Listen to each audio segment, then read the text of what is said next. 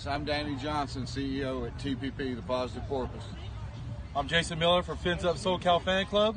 I'm Scott Howell from Atlanta Dolphin Club. Mark Angelo, NorCal Dolphin Club. And you're listening to Clock Blockers, Miami fans' #1 morning show. Run it, run it, run it, run it, run it, run it, run it, run it, run it, run it, run it, run it, run it. Good morning, good morning, good morning, beautiful people of Miami Dolphins fans, world, love, peace, kindness. What is up, everybody? It is your boy, none other than me. It's Stephen D. I want to say good morning to my Finlaws and my family right here on the #1 Miami fan morning show, Clock Blockers. I am your host, Stephen D. Super excited to be hanging out with you all today. We are going to have a great day today. It's Tuesday. It's Take Tuesday. You know what that means. Miami Herald Sports Take Tuesday with Danielle Yaffusi, who will be on momentarily. It'll be a lot of fun, so make sure you guys are tuning in and sharing and letting people know, hey, guys, tune in. It's going to be a good show today. You guys can follow me on social media at Stephen D. SKPL. You guys can do that there. SKPL, spread kindness, positivity, and love. Make sure y'all do that. Also, follow Miami Sports Music on all social media at MIA Sports Music on Twitter and at Miami Sports Music on all other platforms.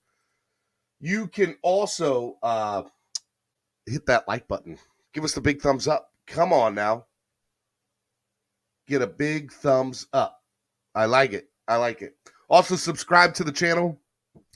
Hit the little all notifications bell on it so that way when we go live, you know that we're here. So subscribe to the channel. If you're already subscribed, make sure all your notifications are on. Just hit the notification bell and you guys will see when we go live, like right now.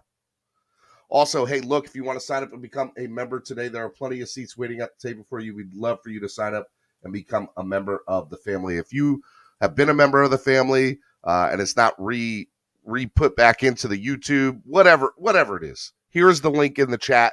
Make sure you sign up and become a member today. There are plenty of seats waiting at the table for you to become part of the family. In my Vin Diesel voice. You like that?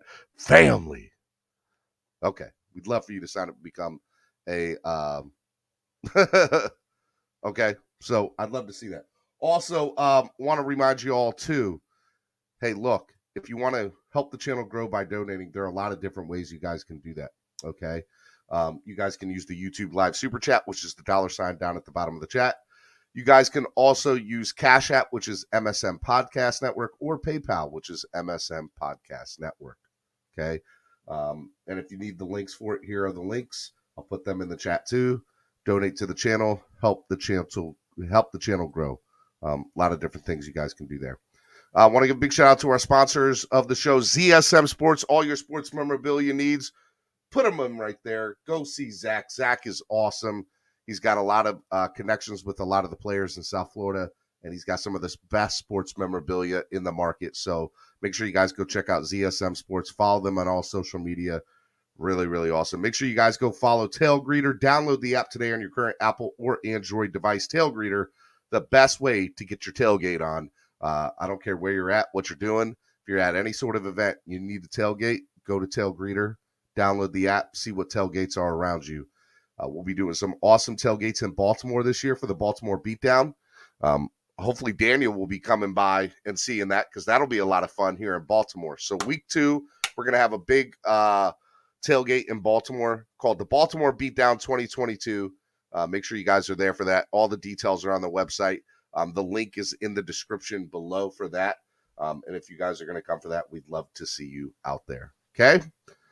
All right. Without further ado, let's bring in our special guest of the day from the Miami Herald for the Dolphins report, Danielle Yaffusi.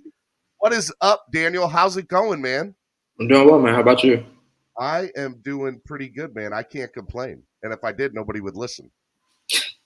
That's how it is sometimes, man. You always gotta have somebody to vent to, though. Gotta have somebody to vent to. What did you do on vacation? Yeah, so I was out in New Orleans, just first time out there. French Quarter, Bourbon Street, Frenchman Street, eating some beignets and stuff like that. Just did you go to Cafe Du Monde? I did. Yeah, that's where I got the beignets from. It was very good. It was very good. So it was a good time. I enjoyed it. It was a nice week off from everything. Man, I love it, man. It's awesome because did you try a lot of the food there was crazy good, right? Yes, very good. I didn't lie to you. Most of the time, just eating really. Oh, look, man. Here's a reality of how it works yesterday, right? Or how it works in New Orleans. I said yesterday. How it works in New Orleans.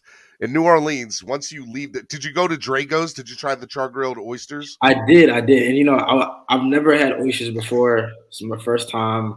I'm still kind of like, I don't know if I'm gonna go back for a second helping, but that was part of the experience, just tasting everything. Did you like it? Did you not like it? Be honest with me.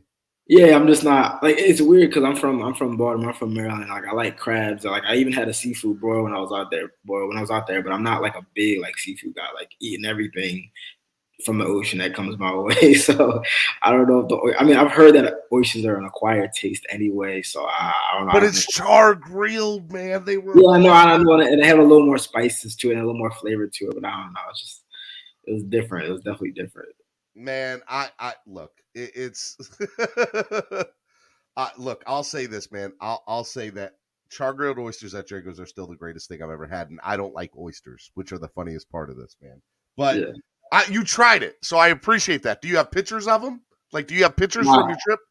I have a couple. I'm not gonna lie, like I'm not like most people, I guess like my generation, where I'm like going around taking pictures. I took a couple. I took some of like pictures of my food, like the seafood boil. That was the first time I had that. But for the most part, I just try to soak in the environment and just enjoy it. Do you have any jambalaya? I did not, but I had some gumbo. I had some gumbo. You had gumbo. Okay. Yeah. And it was good? It was very good. Yes. Spicy, right? Of course. That's how you have to have it. Man, I am. Oh, okay. I like it. I like that you tried all that stuff. It makes me feel like you listen to me, and you don't listen to me often. So I appreciate that. I appreciate that. Well, you know what? A lot didn't happen while you were away. You didn't miss much, which is, I guess, a change of course for this off season. Were you on standby? Were you ready for something to go down while you were away? Nah, I'm off. I was off vacation. He's like, don't call me about nothing. I don't care what the Dolphins do. They can trade for whoever. Don't talk to me. I am on vacation. I like it, man. I respect that. All right. So here is, let's talk about a couple of things that happened while you were away. So one of the things that did happen while you were away is Pat McAfee. You know Pat McAfee. He's got a great best podcast in the business. Pat McAfee, the former punter for the Colts, has his own show, the Pat McAfee Show, and he had Brian Urlacher on the show. And Brian Urlacher was on his show and basically said, hey, look, the fact that Zach Thomas is not in the Hall of Fame is, whatever, right? Like it's a travesty, right? So my question to you is, and we've talked about this before, but we're going to talk about it again a little bit today, is why are guys from South Florida who have great numbers not in the Hall of Fame compared to other players that play on bigger market teams?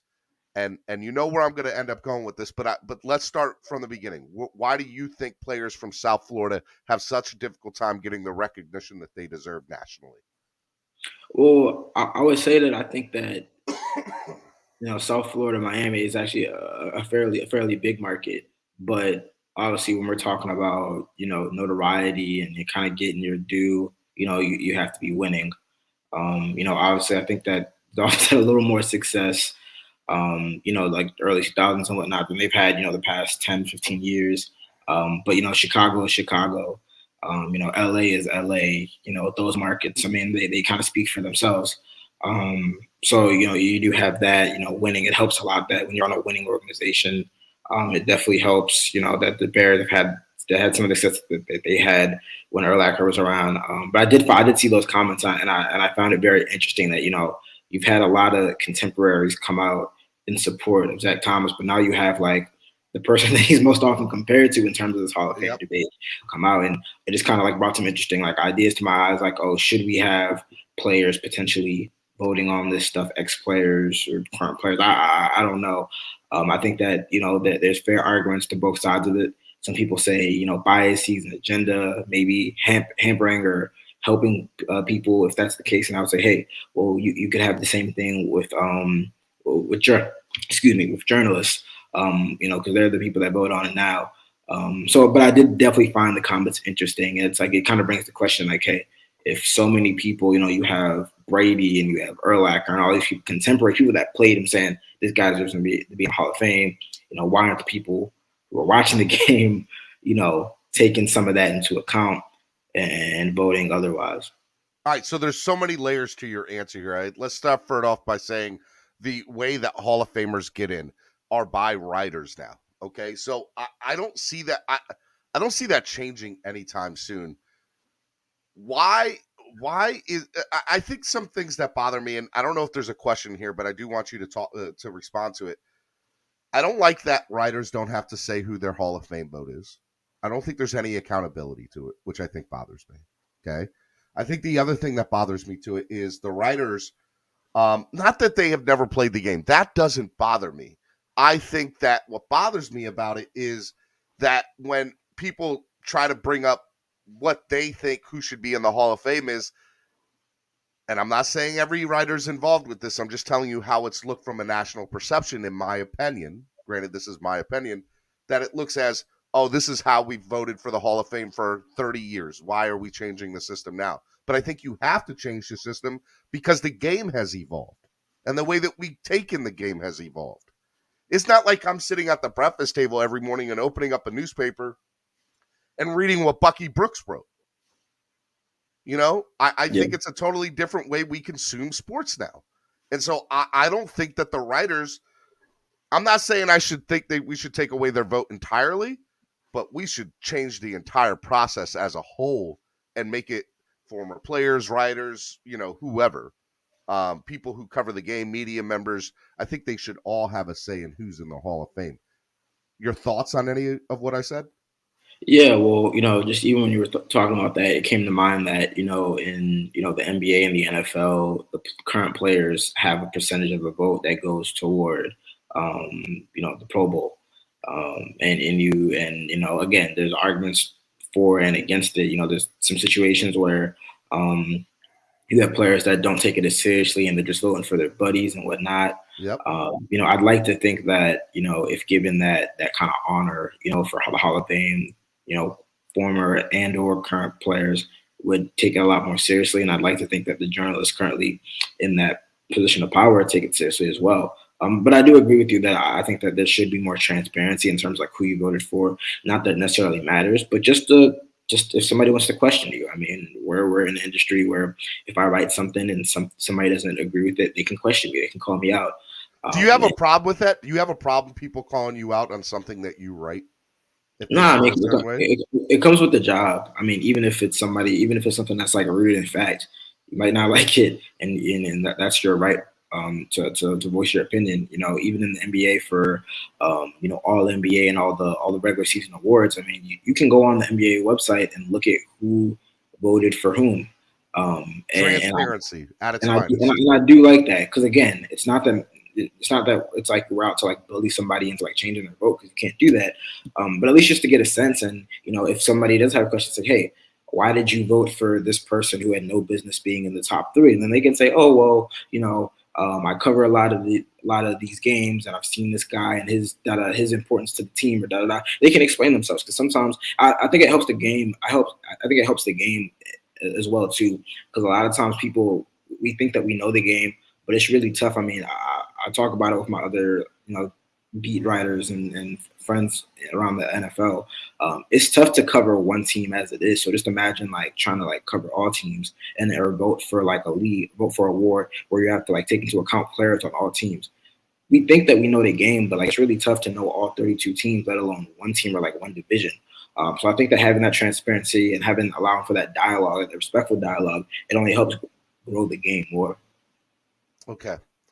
All right. Now let me ask you some other questions when it comes to the voting process. So I have said for a very long time that I think the local media has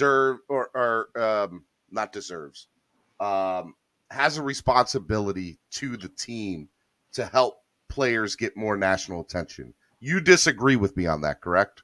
I don't agree with that at all. I think that our job is to do our job, report on it, and if, over the course of our reporting, we do tend to highlight. I mean, I think that we just do that naturally, but I don't think that it should be like a concerted effort. Like, I'm writing this story to bring this person to prominence. I think that it's our job to report the team, write interesting stories, stories that, shed more light on the team. And if over like the course of doing that, somebody gets more prominence, so be it. And we've talked about it in the past. Like, I can bring up a whole bunch of stories from the Sun Sentinel, Palm Beach Post, the Herald, where, we're writing stories about, like columnists are writing stories saying Zach Thomas should be in the NFL. I mean, Pro Football Hall of Fame. Yeah, but one column or one article at the time of voting isn't going to change anything. If you create a campaign that has multiple exactly. That's the thing. When you say campaign, it's like we don't work for the team, we don't work for the player. Again, a columnist is like where opinion writers, where like that really comes. Daniel. Where did Daniel go? He left. No, Daniel. No, come back. Come back, Daniel. All right, we'll get Daniel back on here momentarily. Miami Sports Music's #1 Miami fan morning show, Clock Blockers. I'm your host, Stephen D. We're having a little technical difficulties this morning with Mr. Danielle Yaffusi of the Miami Herald on the Miami Dolphins report. If you guys want to ask me to ask Daniel a question, put it in the chat with hashtag Ask Daniel. Hashtag Ask Daniel. Andrevius said, I banned Daniel. You got to pay up for that, Andrevius. No, I'm just playing. Not Daniel, but I do find that funny. Von Joe said, I'd rather talk about food in New Orleans before I go down this road with you again, Steven. See? Trucker Sean says, July 9th, I'm attending Tyreek Hill's camp for my kids, and I have my daughter attending and get to the meet and greet. I'm pumped, y'all. That's awesome. Super excited for you, bro. Super excited for you, man. Thank God Steven is wearing his hat again. I know yesterday. I messed y'all up yesterday. No, I did. All right. Let's see if we get Daniel back here. Daniel, what happened? Dog, I need to get a new laptop. The Herald, I gotta run the Herald for a new laptop. Hey, Miami Herald. I don't know if you know this or not, but the #1 beat reporter for the Miami Dolphins, Danielle Yaffusi, needs a new laptop. We should all tweet to the Miami Herald with Daniel, tagging Daniel in it. Oh, nah, y'all gonna give me a try. I'm just playing.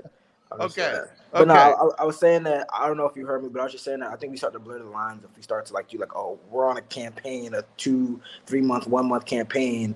We're writing, again, if we write, I feel. But if you're not going to do it, Daniel, who is? Because here's the problem with my. Why not the team? Why not the team? Okay, but Daniel, here's my problem with that, bro. No other market has this problem. We don't see, when Minnesota Vikings or Chicago Bears or Green Bay Packers or Kansas City Chiefs, when these guys are up for Hall of Fame nods, they don't have to pump the local media up to pump these guys up. They just do. There's a million things. The fact that Richmond Webb and Zach Thomas are not in the Hall of Fame, and the fact that there is not local media pounding resoundingly on the table for these two things is insane to me. It's insane. But truthfully, even if we did, how much? Because a lot of people are already set. I mean, it's been multiple years now. A lot of people are just dead set in their ways. How much is that even going to help? Good question. You can make that question. Yeah. All right. So who has the power to vote? I mean, it's writers. It's okay. So and don't writers respect other writers when something is put out? I'm not saying you read everybody's stuff. Sometimes. but if as a collective unit, if the local media in South Florida got together and said, you know what, we're gonna do multiple articles all on Richmond Webb and all on Zach Thomas, I feel like everybody else would have to follow suit. YouTube would follow suit. And eventually, if there's enough buzz, I think it would garner some national media attention. FS1, ESPN, whatever. I don't think it'd be big on national side, but it would be on local side, and it would be with writers in other cities. And I think if that happened, writers in other cities would be like, oh, man, I see South Florida's putting this campaign together for Richmond Webb. Maybe I should – because how many of these guys are going back and looking at Richmond Webb's numbers as an offensive lineman? Because if they're not looking at Zach Thomas's numbers, who are by far and away better than Richmond Webb's, they're not looking at Richmond Webb's. And he clearly deserves to get in just as much as Zach does. No, I hear what you're saying. I understand it, but it's just a respectful, difference of opinion where I don't think that is like, I don't think that we're obliged. Like we have to do that. If it'd be nice, but I don't think that it's like I don't think it's our job. If we feel compelled, if a writer feels compelled to write that piece and say, I think that Thomas should be in the NFL, Pro Football Hall of Fame, that's his prerogative. More power to him. But I don't think that it's something that like we have to do or we should do. Because then again, I mean, it could flip the other way. What if people don't think that he deserves to be in the Hall of Fame? I'm not saying I believe that. I'm not saying other people believe that. But I don't think that it's like our job to campaign and like to that extent and to really like push that. I don't think it's like a responsibility. It'd be nice. It's nice, and it's like part of the job if we decide to write that story. But I don't think it's like I don't think it's a duty. Okay, let's put this into example. You're from Baltimore. We both live in this area. We both have lived in the area. Okay, Jonathan Ogden did not need a big campaign. I mean, Jonathan Ogden is one of arguably the best offensive tackle to ever play the game. Okay, but if you go look at Richmond Webb's number, they're not the Jonathan Ogdens. I'll give you that, but they're not far behind. They're not, and Baltimore had no problem putting Hammond, like, he didn't even need a campaign because his numbers were so great. Maybe he's not the best comparison, but still, like, offensive line is tough because it's not like you can look at offensive line numbers and be like, oh, this guy was great. He was amazing. We know by watching Richmond Webb for 10 years that we think that we know that. And the only other way that the rest of the writers know that is by you all writing about it. There's no other way that they're gonna know. That's true. That's true. And I know that there was a long time Dallas Cowboys wide receiver. I'm blanking on the name. I think he was on like the all decades, like 80s team or something like that. Okay. And he went through several years of not making it into the Pro Football Hall of Fame. I think just recently, in the past year or two, he got voted in. And I'm curious to see like what changed. Was it, when Dallas, was it more people like, I guess like you said, kind of like campaigning? Was it just like a change of heart with the voters? Because again, I mean, after you get like to the third, fourth, fifth year, I mean, people's minds are like they're already made up. They're already made up. It's hard to change it, after like the first couple of years, really. There are a handful of players that in their 7th or 8th campaigns have gotten in. But that's because maybe that draft class or that class wasn't as strong. Was like weak. It's their last year of eligibility, so they say, hey, like let's try to get him in. Like, I mean, that happens where it's like, oh well, it's they're reaching the end of their eligibility and they're like, hey, like if we don't get him in now, like they're never gonna get in, so they try to squeeze them in. So it's unfortunate. DDG says there are too many other Hall of Fame candidates that have been wait much longer. If you get in your first that's true. Times, you're really, really good. That's true. Bonjo says kind of like Jason Taylor, Stephen D, not really needing a campaign because his numbers were so crazy. But there's measurables there for him. There's no measurables really, unfortunately, for Rich. Yeah. Or there's not as big measurables anyway. I mean, a lot of times you can just do counting stats and say, oh, this guy's better than this guy. Yeah, put him in. And I mean, if you apply that to Zach, I mean, the numbers are very, very comparable, and in some cases better than Urlacher. And Daniel, the reason that I'm campaigning to you, because my hope is that you go in your text thread to your other writers, and this is honestly what I hope that you do, and are like, did you see this crazy guy I'm on YouTube with on Tuesday saying it's our fault that Richmond Webb, and it starts a conversation. Because I think at minimum, a conversation needs to happen within the writers group of, hold yourself account, like hold yourselves accountable, because no, in my opinion, the only other people that do, and again, correct me if I'm wrong, Daniel, are your employers. There's nobody else that does. We as fans can't. You've clearly stated what is it going to? It's not like the fans vote. So what is it? Can't like? Am I wrong in thinking that? Well, again, I don't agree that like we have to hold ourselves accountable. Like I'm not gonna. I don't think anybody on the beat is saying like it's my fault Zach Thomas isn't in the Pro Football Hall of Fame, because at the end of the day, we're not voting. There's a select group of people that do that. And again, I've said it before, I've said it again. I mean, stories have been written. When you start to talk about doing a campaign, like, again, is that really part of our duty? Like, is that something that is like part of ingrained into the job? Like, I don't think it's our job to like artificially, and I'm this is past, Zach Thomas. I don't think it's our job to artificially like pump the team. The team does that. The team has their own media content to do that. My job is to report on the team, and if it just so happens that it brings more spotlight to the team, and I'll admit, that's better. I'm calling you out. I'll call the Dolphins out.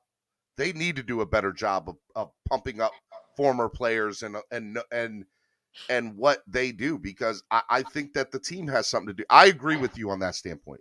The team. I'm not blaming the Dolphins. I'm just saying that if anybody is going to do like quote unquote campaign, that should be the Dolphins. I don't think that that's my responsibility. That's not my duty. I don't care what anybody says. It's not my job to pump anybody on the Dolphins. Level 2 or former. Says the selection committee is 49. Peter, what the heck is Daniel talking to other beat writers going to do? Oh yeah, nothing. I mean, look again. I think it's a matter of conversation, and I think if the conversation gets started, it leads to people that have a voice. You're closer to somebody who probably has a voice to this than me. Yeah, and I feel like something needs to change with it.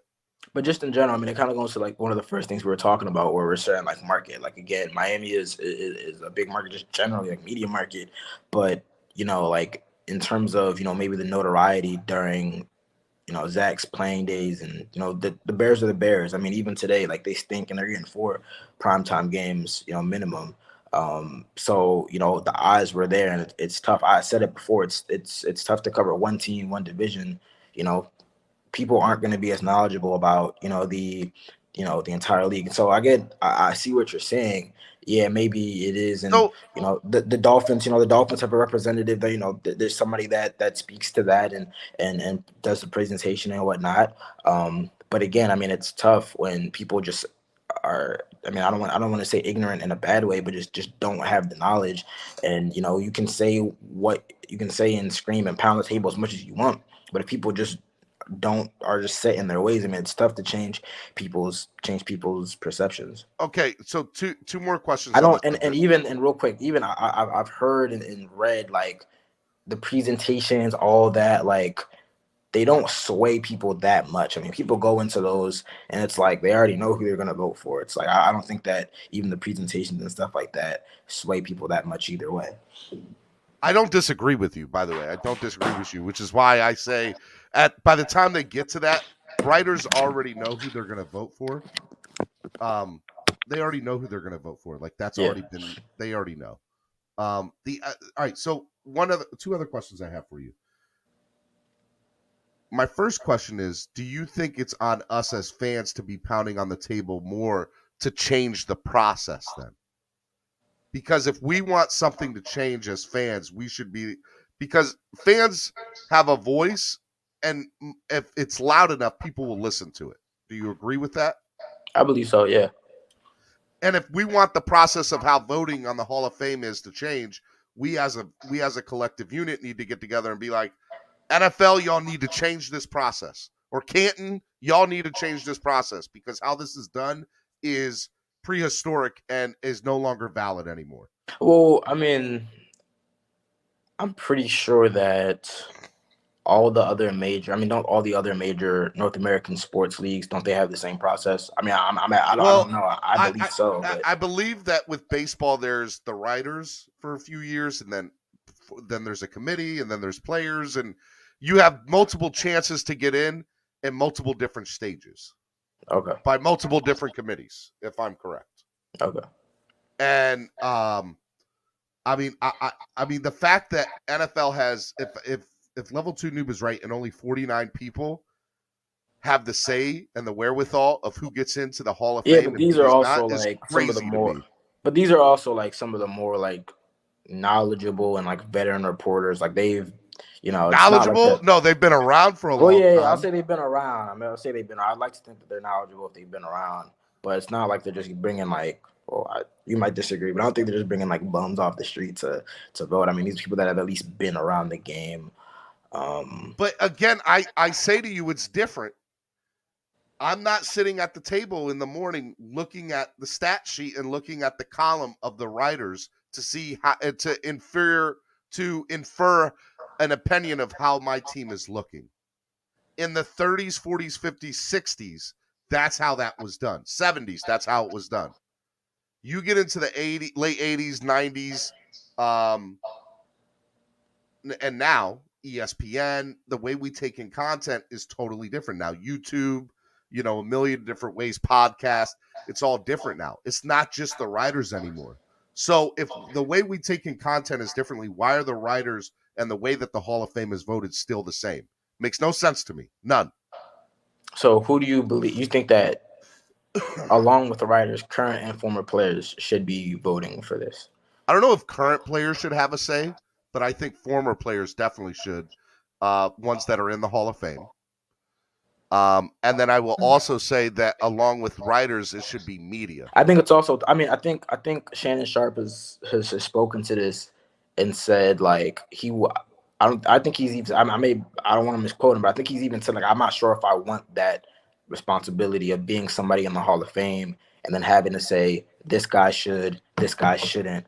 I think that's again. I mean, it's just like with great power comes great responsibility or whatever. But I think he's. I get Shannon. That's tough. That's tough for him. I get it, but that doesn't mean by any stretch of the imagination that the writers should be the one to yield this power. All by themselves. Nah, I feel you. It's tough. It's tough, and it's like. Or allow the NFLPA and the NFL and Canton to create a 50-person committee that includes writers, media members, former players that gets voted on every 3 or 4 years and rotates. Or you could keep somebody in the same position. I don't know. That they get that the committee, that there is a committee that is a group of collective people, not just 49 writers. Yeah. Okay. So it says it's a 48-person committee, and it's largely made up by media members. I'm just looking it up, so I'm curious to see who the other members are that are like non-media members that are voting for it. But you're right. It is mostly majority media members that vote on it. And again, I think another thing that would change this is knowing who they voted for.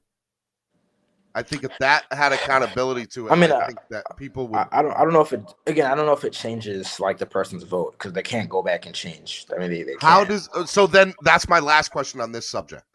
How the heck does Zach Thomas not in yet? Because his numbers are clearly there, bro. They're clearly there, Daniel. Well, you can't argue the numbers. Again, nobody necessarily has to explain this. So I do think that transparency is better in all phases of life, but somebody I'm interested, like almost like a post-game press conference, somebody saying like, hey, this is why I voted for this guy, that's why I didn't go for it. I mean, I think transparency is nice in all aspects, but I don't think that necessarily knowing who somebody voted for is gonna like change that actual vote. Explain to me how Zach Thomas is not in there. That's all I want you to do. I mean, I can't. I'm out the vote. I can't. But do you get my point? Like, I hear what you're saying. So as a fan, and I'm looking, okay, this is the third time, and Zach Thomas still hasn't got. Hold up, his numbers collectively are the third best all time of any linebacker in the NFL, and the only two other people that were in front of him were Ray Lewis and Junior Seau. Oh yeah, they both played 17 and 19 years respectively, 5 to 7 more years than Zach Thomas did, and Zach Thomas still put up the numbers. We went and looked at the numbers, Dan. Like, it blows people out of the water, and it makes me crazy, Daniel. And that's and so when the subject came up, I was kind of mad that you were on vacation because I wanted to have this whole conversation with you last week when it was fresh in my mind. But I'm glad that Urlacher brought it up because here's the thing. I think that's the other thing too. And that goes back to the former players having a vote. If somebody like Brian Urlacher is saying that Zach Thomas should be in the Hall of Fame, everybody needs to shut up and listen. And I think they will. I think hands down, because as long as there's still some conversation about it, I really think Zach Thomas gets in next time because of Urlacher's comment. I really do. I hope so. I hope so. Again, when you have former players, not even just Urlacher, but Tom Brady and others saying like he's one of the toughest guys I've played. He's on one of the he was a member of the toughest defense I've ever faced. Yeah, I mean I think that former players, former contemporaries, like their words should definitely hold weight. So hopefully, I mean hopefully. I hope so too. All right, I'll take your foot off the flame a little bit. I'm sorry, man. I didn't mean to call you and your people out, man. It's all I good. just It feel comes with the some type job. of way. It comes with the job. So Well, I don't want everybody to be like, Steven asks Daniel softball questions. I don't ever ask him softball questions. I give him the hard ones up here. No hard ones. Okay. All right. Anyways, all right. Let's talk a little bit about this upcoming season. I know there's a lot. What are players doing this time of year? Like, can you explain that to the fans? they in Jamaica, they in Cabo.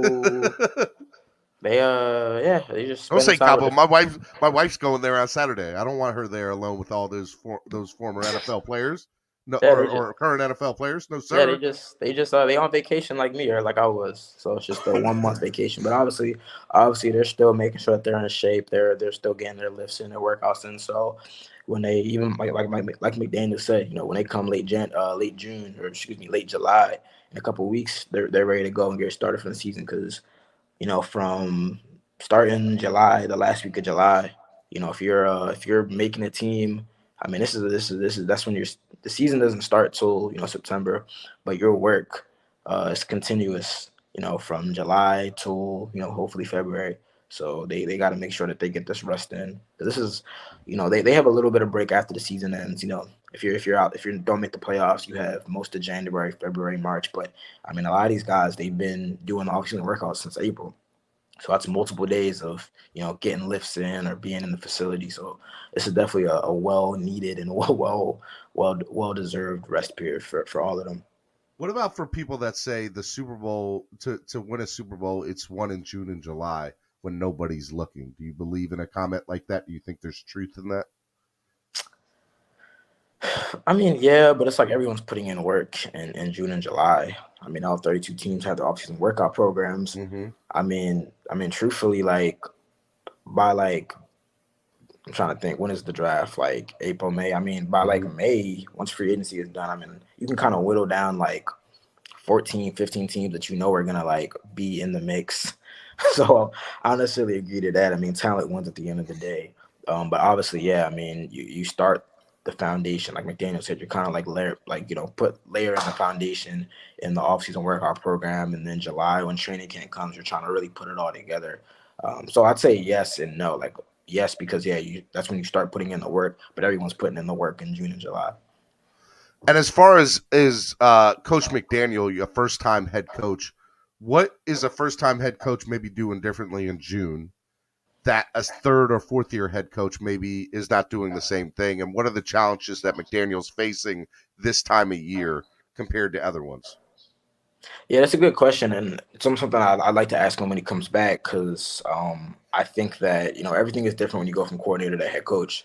So this time last year, McDaniel was just focused on overseeing 26, 27 players as opposed to 53. He was just focused on ways to install the offense. And, he's still doing that because he's going to be the primary play caller. So I'm sure he's spending some time kind of looking at what they did during the offseason workout program and saying, hey, okay, I like this.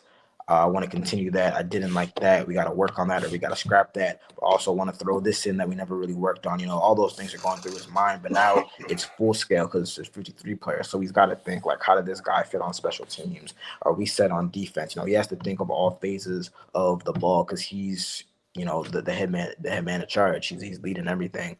But I am curious to see and to ask him, like, when we come back and when we start training camp, like, what did you do during this time period as a head coach that maybe you wouldn't have done as an offensive coordinator? But again, it's like the answer is kind of intuitive. When you're leading 53 men as opposed to 27, you really have to oversee everything. I'm curious to maybe he changes up the practice format or something like that, because he did say that a couple of the practices they wanted to simulate training camp. So I'm curious if maybe they build on something or they take something out. But I think that's all part of the process during this kind of down period.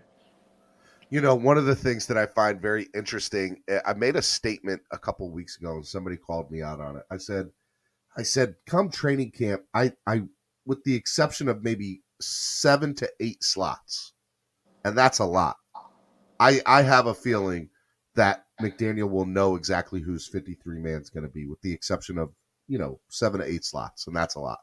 Is that an ignorant statement to make? No, not at all. Not at all. Because even when I have like a roster breakdown that I did, and even when I was kind of counting the spots, I mean, off the top of my head, I think that there's going to be some competition for like the final spots at the wide receiver, offensive line, defensive line. I mean, even running back. I mean, the guys are mostly set. I mean, Edmonds is going to make this team. If Mostert is healthy enough and ready to play in week 1, he's going to be on the active roster. I'd like to think that if they sign Michelle, at the time that they did, he's going to make it. They're only going to keep one more running back. I mean, they're not going into the season with 5 running backs. I mean, they got Ingle at fullback. So maybe one last spot at running back, if that. So really the spots that I'm looking at, it's like, yeah, if there's 2 spots up at wide receiver, there's maybe a spot or 2 up at defensive line. That's pushing it. Inside linebacker, I mean, I think Duke Riley's going to make the team. I mean, that's just how I feel right now based off of what I've seen and during the offseason workouts. There's not a lot of positions that are up. And I mean, and usually that's honestly usually the case, because, I mean, you really – by this time, I mean, you sign guys in free agency, you draft guys. I mean, all those guys are going to make the roster for the most part. But especially in the Dolphins case, I mean, there's only a few like legitimate roster spots up. I mean, there's going to be, maybe some developments, whether it's injuries, trades, kind of surprise releases. But for the most part, this roster is set. One of the things people want to bring up are trade scenarios or possible trades that are still on the table.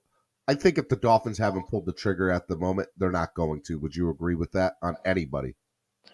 In terms of trading for or trading somebody out? Trading for. Well, I'll tell you the big name that fans are still consistently bringing up is Kareem Hunt, and I'm like, they just revamped their entire backfield. There's no way they're trading for another. I don't know where that came from. And the Browns just gave him a new deal. Yeah, so I don't know. I don't know why. Okay. I don't know whether I've never heard. Just end it now for people. That's not going to happen. I've never heard that. I don't know why they would do that. But I mean, we saw them trade for Greg Mance. We saw them trade for Greg Little. But that was for depth. I still think that there might be a trade or two that happens, but it won't be for a starting caliber player. It'll be for depth. Well, yeah, I mean, I think it depends. I think kind of like Chris Greer said, like they're always kind of willing to answer phone calls. If there's a potential starting caliber player that's available and it costs a 4th round, do the Dolphins pull the trigger? Potentially. But also, I mean, at this time, a lot of times you try to look for value, and it's like if you could pick somebody off the waiver wire that you think could potentially be like a reserve / spot starter, you do that, because you're only paying the money. You don't have to give up the draft pick as well. But again, I mean, I think the roster is very filled. I mean, I have a hard time seeing them make a move for like a starting caliber guy. I mean, they already did one of that in trading for Tyreek Hill.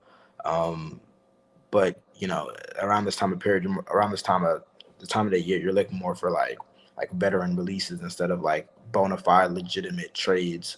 I think the Dolphins have done all the work. They've done the heavy lifting throughout the spring. You said something that I wasn't even going to bring up, but since you asked it and now you're making me question it, are there players that are on their way out the door via trade? And one of those in particular, I just want to ask, besides anybody else you might think of, is Myles Gaskin somebody that could be traded? I mean, I think that there is like some value just because he is a guy who's had success. Mm-hmm. But I mean, is anyone really, like, again, you gotta, most other front offices aren't stupid, Some of them are, but not all of them. He's been arguably the number one or number two running back for the last 2 years. Now I have him at fourth or fifth on our. But what does that really mean? Like the number one or number two running back? I mean, there's only like a small. I mean, first off, there's only a small handful of like truly like elite, borderline like generational. I don't disagree with you. It's like again, if I'm an opposing team or opposing front office, I'm thinking, well, this guy's probably gonna get cut in 2 months. Yeah. Why would I even trade anything for him? And because there's no guarantee you get him. I feel like there'll be 7 or 8 teams to put waivers in for him. But is the marginal gain, or to kind of go back into my economics class days, is like the marginal gain like worth giving up? I mean, what would it take to get Myles Gaskin, like a 6th round pick? I mean, truthfully, it's a 6th round pick. But it's a 6th round pick you can get. Yeah, but is the marginal gain that much? It's like where it's like, do I have somebody already on the roster? Can I sign somebody else and not give up that 6th round pick and get just as much value? I think that most teams would say yes. I don't think that. Could he be a guy that's potentially a trade? I mean, yeah, because again, just for the simple fact that it looks like he's been pushed down the depth chart. But it's like, if I'm an opposing team, I mean, how much am I really going to give up for? Like a 6th round pick, 7th round pick? At that point, you're asking yourself, I mean, can I get somebody else for similar value and not have to pay? And not have to give up anything. Draft pick.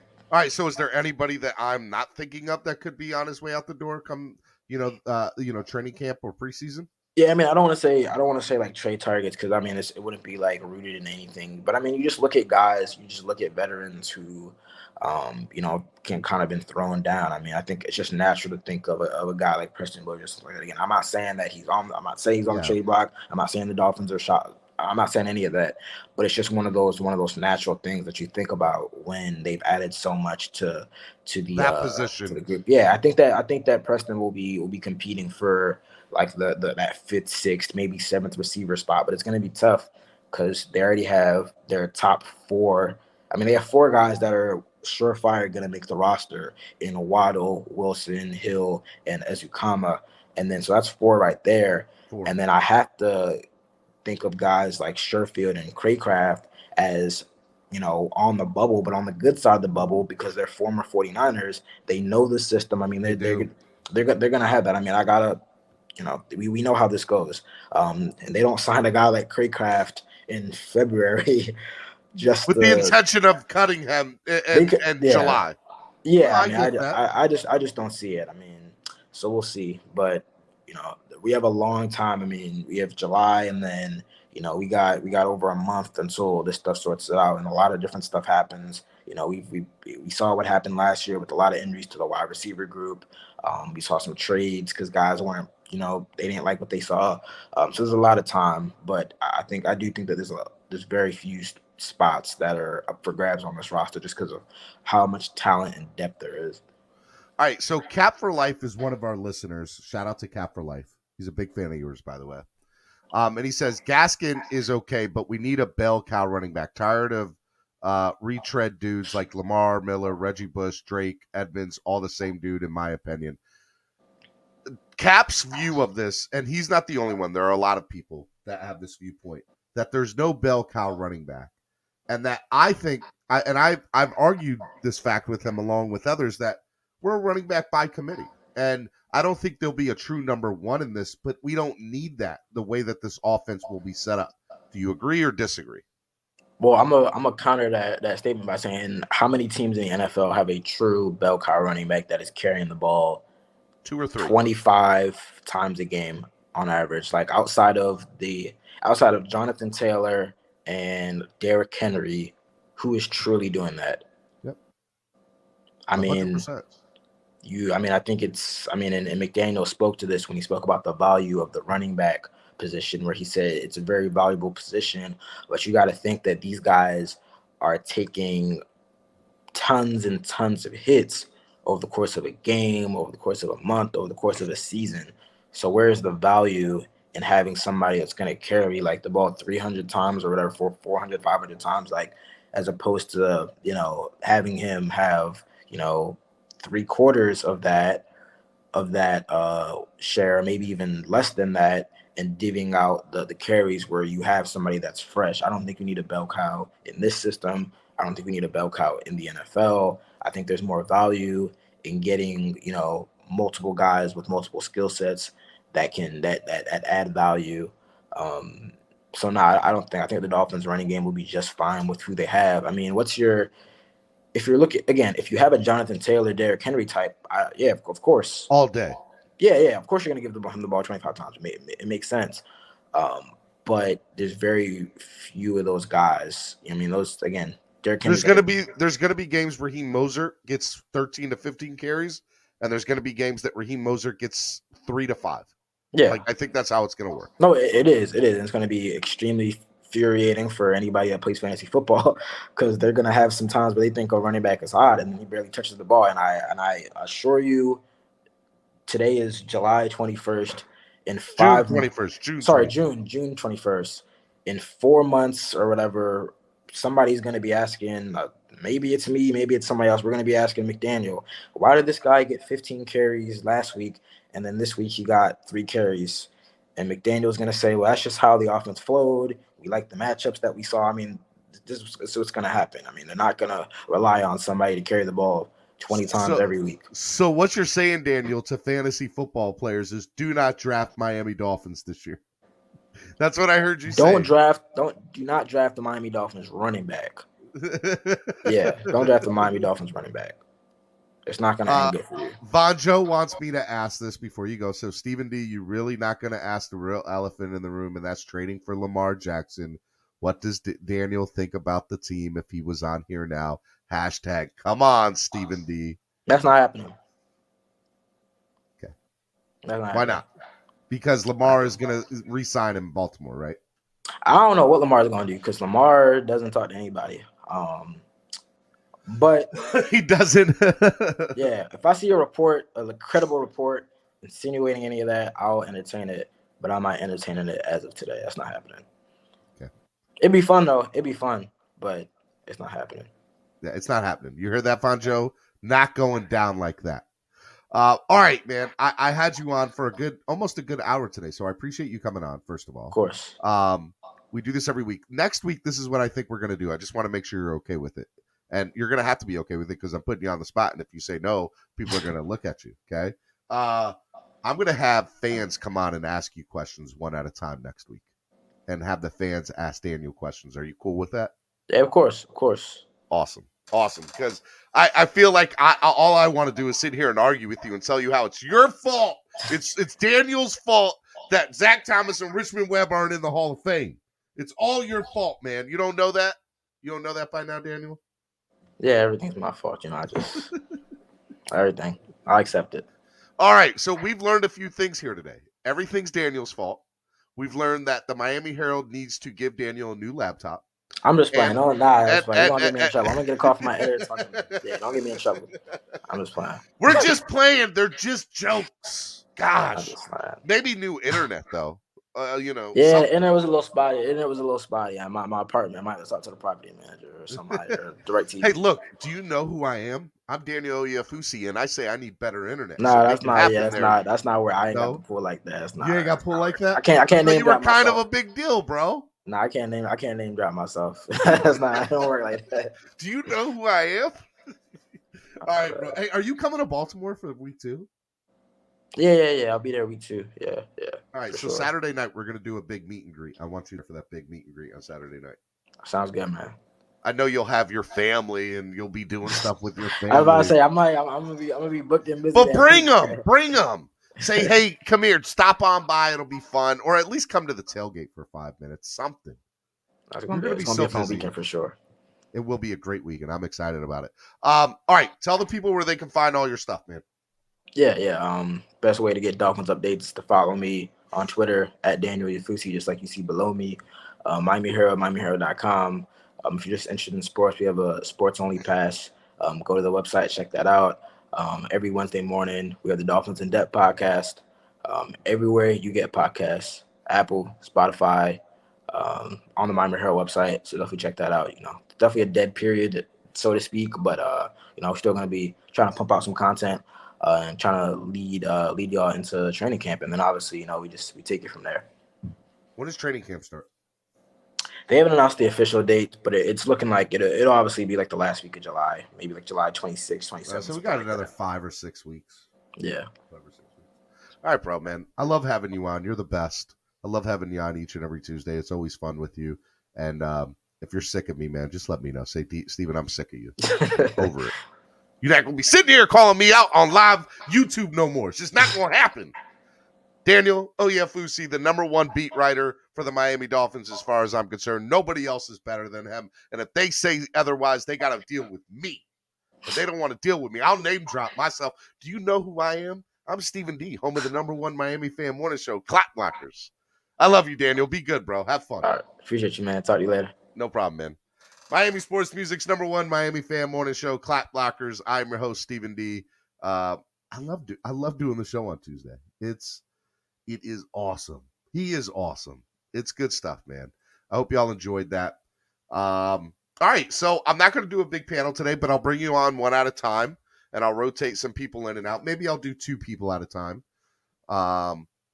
But let's see here. Pete, next week I'm going to let people come on one at a time with Daniel, and you can bring the smoke to Daniel next week. Okay? Respectfully. Okay? All right, so let's go ahead and let me do this.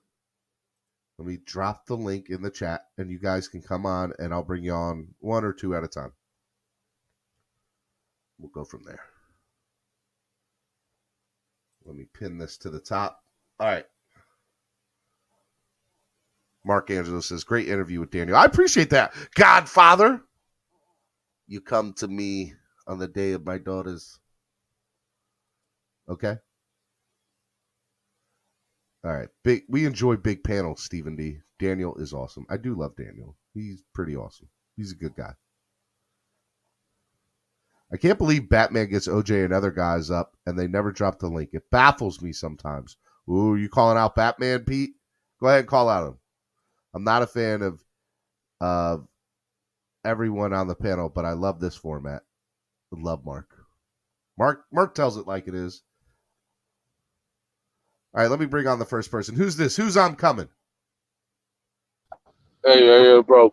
This LJ, bro. I'm enjoying my Estefan butter croissant sandwich. You know, with some coffee. Did you say croissant? Yo. Croissant? Yes, sir. Yes, sir. Listen. Croissant. Listen. Oyefusi in Spanish. Oye means look. Pussy. I don't know what that means. It means look, pussy. So what's up, bro? What's up, man? How are you, LJ? How's the weather in Baltimore, LJ? Look here. You ready for me to come to Miami and save the day, bro? Look. We have this guy named Tua Tagovailoa. He's awesome, and he's kind of a big deal. Yeah, he's a nice backup. No, he's a starter. We're not ready for you yet, LJ. We're not ready for you. He's a nice backup. No, Tua's the guy. You know, when I see Tua's game, LJ, you haven't left Baltimore yet, bro. Yeah. You can't be cheating on your current team with another team. You can't do that. I do whatever I want. That's not cool. That's not cool, homie. That's not cool, man. I'm a trailblazer, bro. I'm a trailblazer. I don't know. I'm my own agent. What am I gonna think when you come to Florida? You're not gonna be looking at other teams. Listen. How am I supposed to feel about LJ? That? LJ is a trailblazer. I'm my own agent. I play on the fly. I freelance. I don't play in the scheme. I do whatever I want. I'm LJ. You know what, LJ? It's been real talking to you this morning, but I gotta go. I can't be having you on, LJ. Because people are gonna think that we're talking, and I don't want the word to get around that LJ's, sleeping around with other teams. I don't need that narrative to get posted anywhere. I love all the women, just like Braun. Get out of here, LJ. I'll talk to you, LJ. Be easy, man. God love Estefan. If Lamar talks this much in third person, then I don't want him. No doubt. What's up, David? What's going on? Hey, tell him if he's gonna come, we gotta do a background check first. Gotta do a background check first. Now, David, I heard through a grapevine that you were upset you got banned yesterday. No, I wasn't upset. That's not what I heard. I heard you were upset. From who? See, the media always talks garbage. The media always talks garbage. I heard you felt some type of way. Now, you know, getting booted is an equal opportunity for everybody. Bro, did you see the text I gave you? I did. I appreciate that, but I just I'm trying to make you money, bro.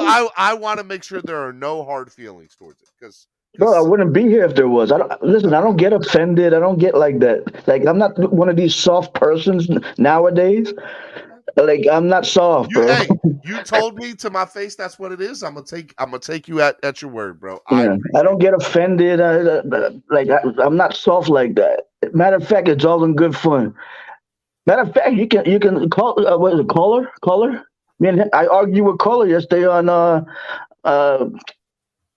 who was it? Batman's channel. Okay. All right. Well, what did you guys talk about? What do you want to talk about this morning? What I want to talk about, I mean, I just think, I don't know if you saw my text this morning.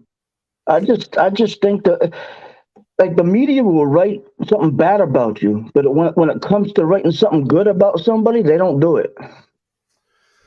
It doesn't make sense to me. Now, there's a few that will. Don't get me wrong. I'm not putting them all in the same general, but I am in the sense as well, because there's most media members they want negative because it sells.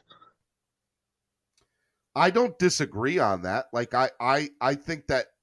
But I also think that there are some media members that don't. I agree. Predicate what they write to cause controversy or clicks. But I mean, look, we can definitely name a few. There's no doubt about that.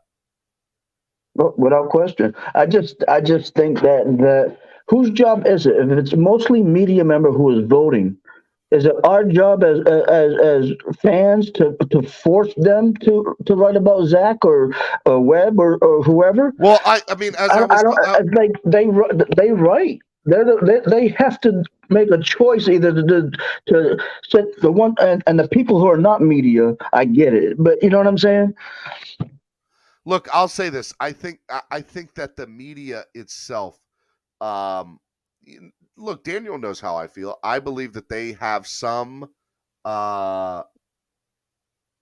accountability, I guess is the right word, with pumping up our former players to make them more known nationally, right?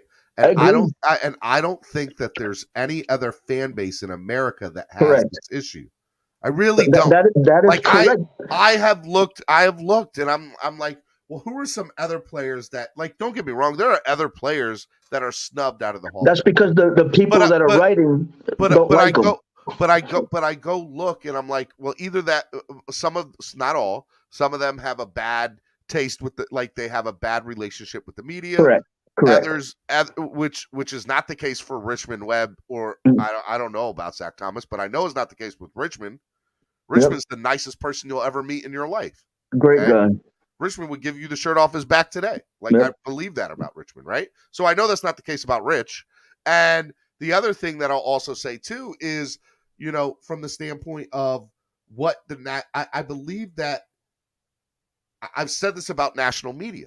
They don't watch Dolphins games.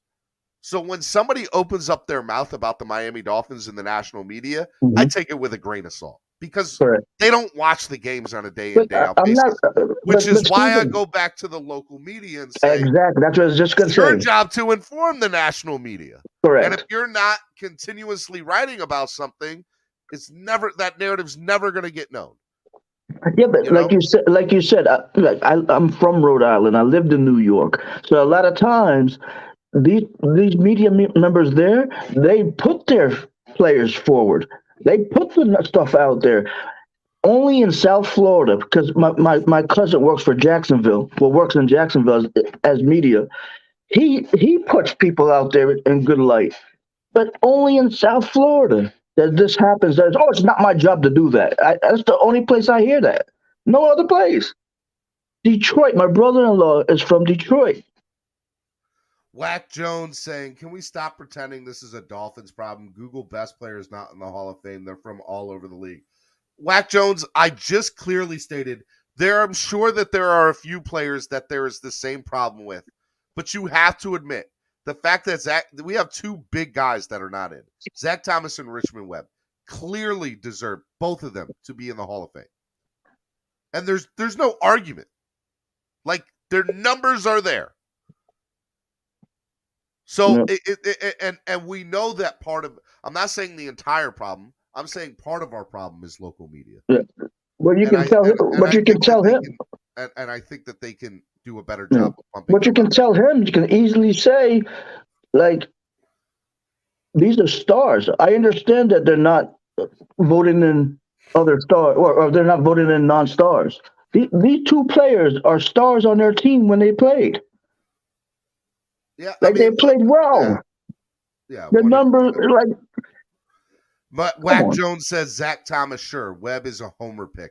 How is Webb a homer pick?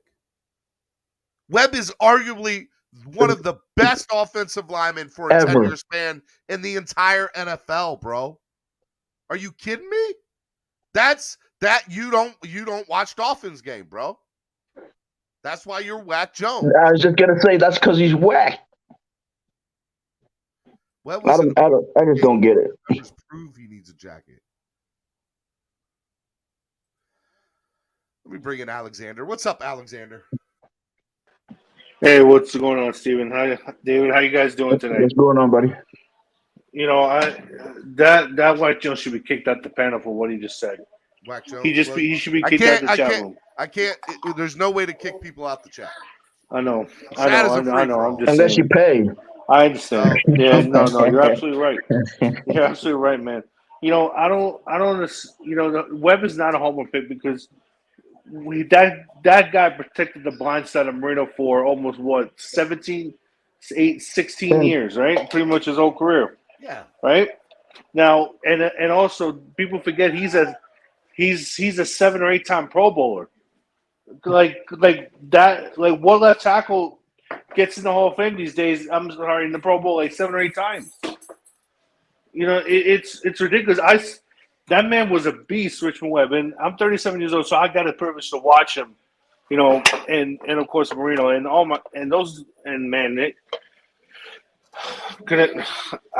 was a big fan of Richmond Webb growing up.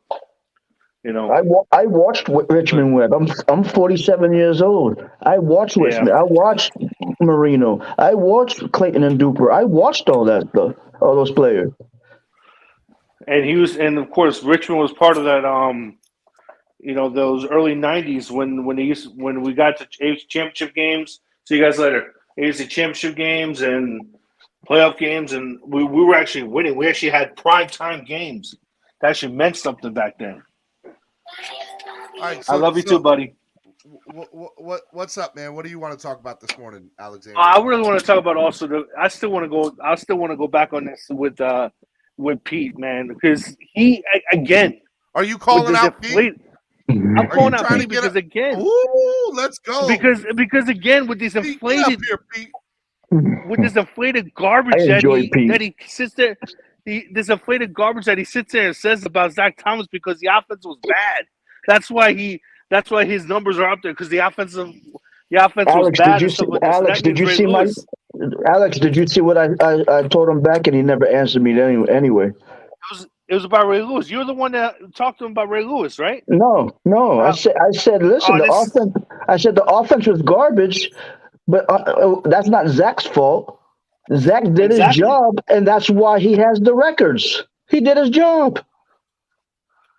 Todd also went at Pete by saying this that also that means Richmond Webb's numbers are inflated because he didn't have an offense, right? Like, come on, man. Pete, like, are you not coming on here, Pete? Pete said, "I wish I'll be up waiting on a call." Pete, you're getting called out. The Alexander wants that smoke, Pete. Get up here. I'll take the puff pass. But how in the world are his numbers inflated? That's what I want to know. Like, even if how? Alex, even if they were inflated, Even if they were, he did his job. That's why he has records. That's why he made the tackles. That's he had to do his job to make all those tackles. He had to. I remember Zach's rookie year. I forgot who it was against. It was the Patriots or Jets, where he came in and just absolutely leveled a running back behind the line of scrimmage. And everybody was like, "Welcome to the NFL, Zach." That was his rookie year. Absolutely, I saw it. That was against New England, wasn't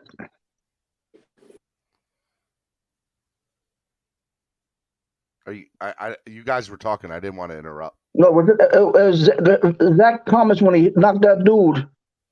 I don't remember. I think it was against New England. I believe it was. Not 100%. It was against AFC East, though. I'll tell you that. Alexander, did you just drop off the face of the earth? Yeah, Alexander left. I don't know what happened to Alexander. He gone. Pete's Take says I'm scared. Be honest with you, I enjoy Pete's Takes. They're so hilarious. Pete says Alexander can't hear us for some reason, but Pete said he will be back on. He's just waiting on a call. All right, David, let me put you in the back room for a minute, no problem. and then No let me problem. bring on some other people. Let me bring on, now we have Cheetah, which I'm pretty sure this is Estefan too. Hello, Cheetah. Hello, Tyreek Hill. What's up, dog? This the Cheetah, dog. Hey, I got a podcast this week. Check out my new episode. I can't wait to play this season. I'm going to be burning and turning, baby. Turning and burning. I don't care. I'm gonna run so fast, bro. I don't care if two of his passes hit me in the back of the helmet. Hey, did it needed to be said? Did it needed to be said? Your What's that podcast name? It needed to be said. I like that name. It's a good name for a podcast. It's a Cheetah, dog. It's a Cheetah. It's all about that money, man. That's why I'm here in Miami, bro. So you took the money. That's what it is. What you want to ask Cheetah? I answer all questions. Cheetah, let me ask you something, Cheetah. Do you really feel that Tua is better than Patrick Mahomes? The money is better than Patrick Mahomes. Next question.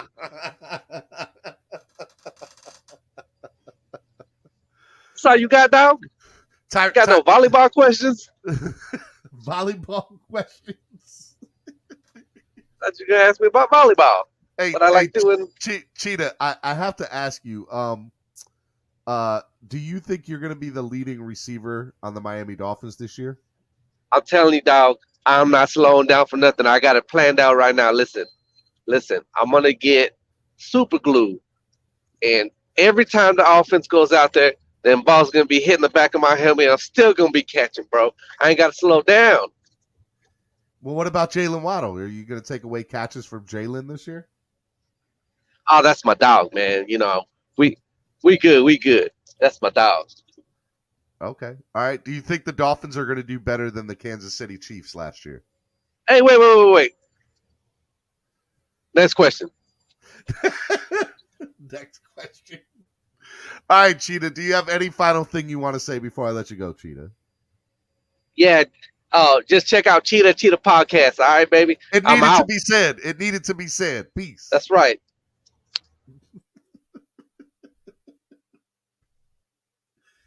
Estefan might be the guy this morning. He might be the guy this morning. All right, hey, look, if you guys want to come on, I'm going to wait till Pete gets on, and then I'll bring David and Alexander back when Pete gets on. So, Pete, we are waiting for you, Pete, when you come on. Alexander and David and Pete on the same panel in a little while. Remember, you guys have the ability to stop that. But it should be good. It should be good. But I do want to hear from you. If you guys want to come on, ask me questions, get up here. I want to hear from you. I want to hear from you. Get up here. I put the link in the chat.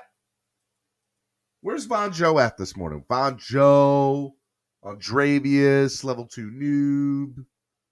Who else this morning? Luis. I heard Tua's coming on this morning. Probably knowing Estefan. Yeah, probably Tua will probably come on this morning. Cheetah is a vibe. I love it. California. Alexander, why are you listening to Pete? How in the world can Thomas inflate his numbers? Did he have to deal with all the offenses around the league to let him make all those tackles? I don't know. What's up, Triple S Podcast? Steven, why do you think Zach Thomas don't get enough love from the Hall of Fame?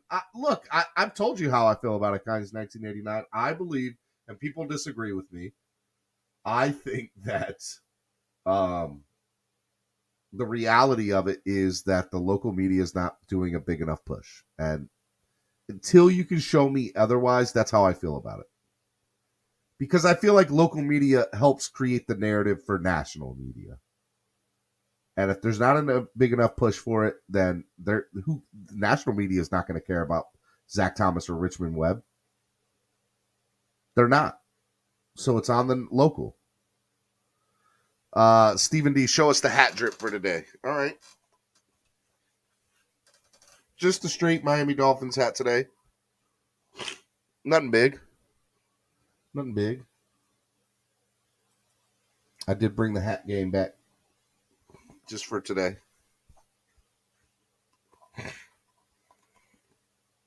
What other questions you got for me? Come on, get up here.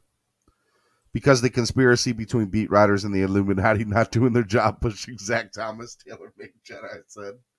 You might be onto something there, TaylorMade. I wouldn't put it past him. I would not put it past him. Get up here, y'all.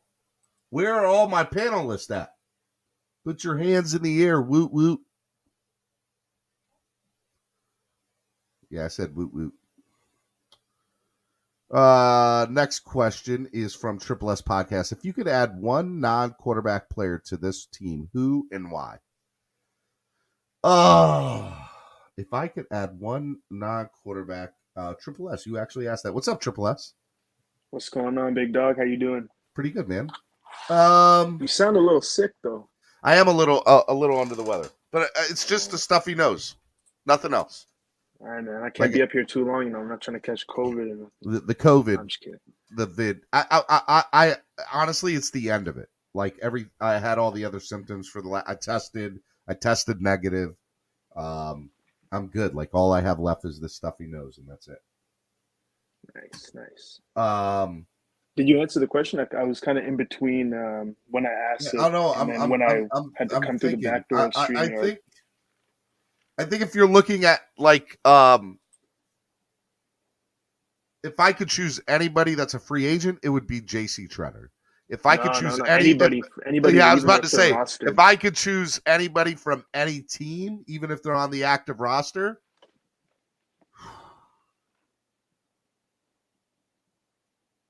Derrick Henry. I think Derrick Henry would be the guy. Because he would automatically just make your team better. You know? Mm-hmm. That's how I feel about it. Let me bring in Shake Money.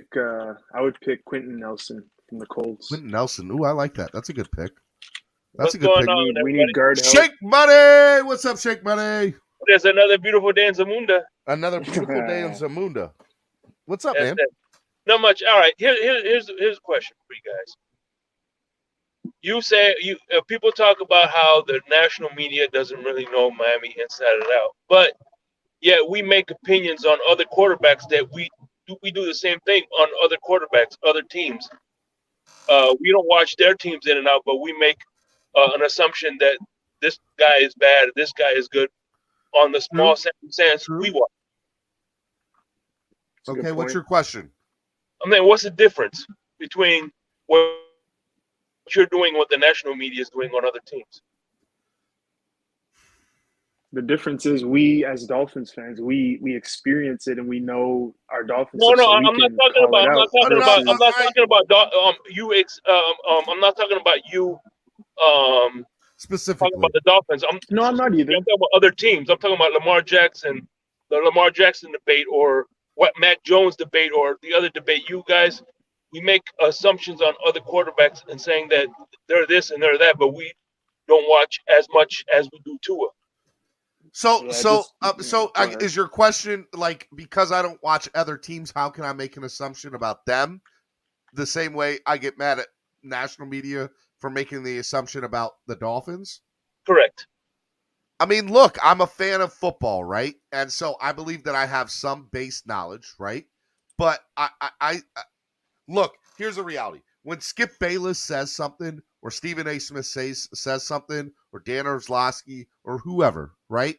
I take it with a grain of salt because I know for a fact, just because I know, no other reason than I just know they do not watch every Miami Dolphins game from beginning to end. They don't. So I have a feeling that I have more knowledge about the team than they do. So when what they say, but if Skip says something about the Cowboys, he's a Cowboys fan. I believe that he probably has more insight about the Dallas Cowboys than I do. I don't watch the Dallas Cowboys on a week-in, week-out basis. So what Skip might have to say will still be his opinion, but I'll think it's a more informed opinion than the one about the Miami Dolphins.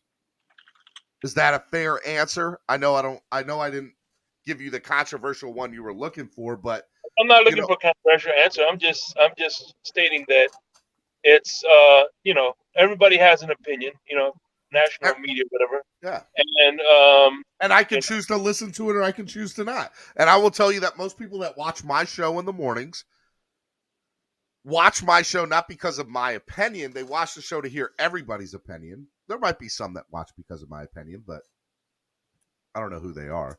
But but I would say that, most people that watch First Take or they watch Skip Bayless or Shannon Sharp or Nick Wright, they're watching, or Colin Cowherd. I mean, they're watching for other reasons. They're not watching because of their opinions. I think they want to hear what they have to say. They might enjoy their take on something, but they're not taking it. I don't think they're taking it to the bank. I could be wrong about that. I don't want to think for other people, but I think that's what the case would be. You watch for the entertainment purposes, not for the insight. You go to local people for insight. If I want to know about Buffalo, I'm going to go to Dan Mitchell before I go to anybody else. Dan runs a YouTube channel. He's part of the AFC East Roundtable. I will go to Dan Mitchell for Buffalo Bills content. If I want to know about Jets stuff, I'll go to Jets. I'll go to Jets Media. I'll go to Richie. I would listen to those guys. Rico, you heard Rico from Buffalo, the Buffalo Fanatics. Rico. Yeah. He's like the Buffalo version of TD. I'm just saying, I would listen to those guys before I would listen to anybody else because they have. I also feel, in my opinion, I think everybody's a homer of their team to a certain extent, right? Like I have easily said, look, my optimism of the Dolphins has to do with me being a fan. I believe that they're just going to be better than what they've been because I'm a Dolphins fan, right? But if I was not a fan of the Miami Dolphins, would I be still as optimistic about this year? And I try to take the fan out of when I whatchamacallit. I try to take the fan out of myself when I do it, but it's so tough. It's so tough to be unobjective about the team that you've watched since I was, 9 years old? 8 years old? That's a great point too, Stephen. How would you feel? And I wanted to ask that yesterday on the panel. How would people feel about the Dolphins if they weren't Dolphins fans? Like I try to take myself out of the Dolphins cap and think about how my friends and other people think about the team. And usually it doesn't. I don't feel good after I think that way. So Triple S, that's a good question, right? I feel like so I have a lot of Ravens. I have a lot of friends that are Ravens fans because I live in the Baltimore area, right? Mm-hmm. And I would say that the number one thing that they see in the Dolphins, besides Stephen D being a Dolphins fan, and trust me, they'll tell you when they hear the Miami Dolphins, they think of me, but they'll say that they lose on a year in, year out basis. So they're irrelevant. They're not wrong. Yeah. They're irrelevant. You know what I would say? How can I argue with my friends on that? Because they have been. Real quick, I just want to say, Steve, one of the reasons why I watch your show and I enjoy your content is for one reason, and it's because you have Pete and you have Alexander Rene Diaz, two opposite sides of the coin, but at the end of the day, you give them a platform to voice their opinion, whether I agree with them or not, and you respect their opinions. And that's one thing that I applaud, and I wish more people did, was Big let ups. people have their opinions. You don't have to agree with them, Yep. but they should have the right to say what they want. You know what I mean? I let everybody on my channel. It doesn't matter. It doesn't matter. Like, you can say that that Tua is better than Lamar Jackson. I'll disagree with you. I think you're crazy, but you can have it on my channel. Go ahead. I'm not talking about Alexander in particularly. I'm just calling you out, Alexander. I love you, buddy. But go off of that. Sorry, go ahead, Steve. Go ahead. No. I mean that I want to give people the opportunity to have an opinion, and I think that's part of why I personally created my channel. And some people don't like that, right? Some people don't like having 15 people on the panel and arguing, and there's times it gets out of hand, but I think for the most part my channel does a good job. That's why I like the banning the people, right? Like, I feel like, I have a difficult time telling people no. Like, I'm going to kick you off for your opinion or anything like that. But I feel like if a majority of people that are watching are just like, I can't deal with this take right now, give them an opportunity to time them out or kick them off. I feel like it's all done in good jest. It's all done in good fun. And there's times where I get it. As fans, you're just like, I cannot deal with this take. This is crazy. This is insane for you to think like this. I felt that way about Von Joe last week. Von Joe's take to me was insane. But I'm not going to kick Von Joe off. But if somebody wants to time Von Joe out, I'm all here for it. Let's go. So I don't know, man. I want to give everybody an opportunity to voice their opinion. Go ahead, Triple S. Sorry. No, you're good. You're good. On the note of what we were saying earlier, like, if you weren't a Dolphins fan, what would you think of the team? Every time I think that way, like, I come up with two words. Like, if I was a fan of, I don't know, any other team, like even an NFC team where you're not even really in contention with them, like a Seahawks fan, I'd be like, what do you think of the Dolphins? I'd be like, yeah, okay. That would be the two words that come to mind first. Like, yeah, okay. Like, every season they do something in the off season. Yeah. This is the year. Oh, this is the reason why we'll be good now. The off season Super Bowl. The off season exactly. Super Bowl. Yeah. So I would just say, yeah, okay.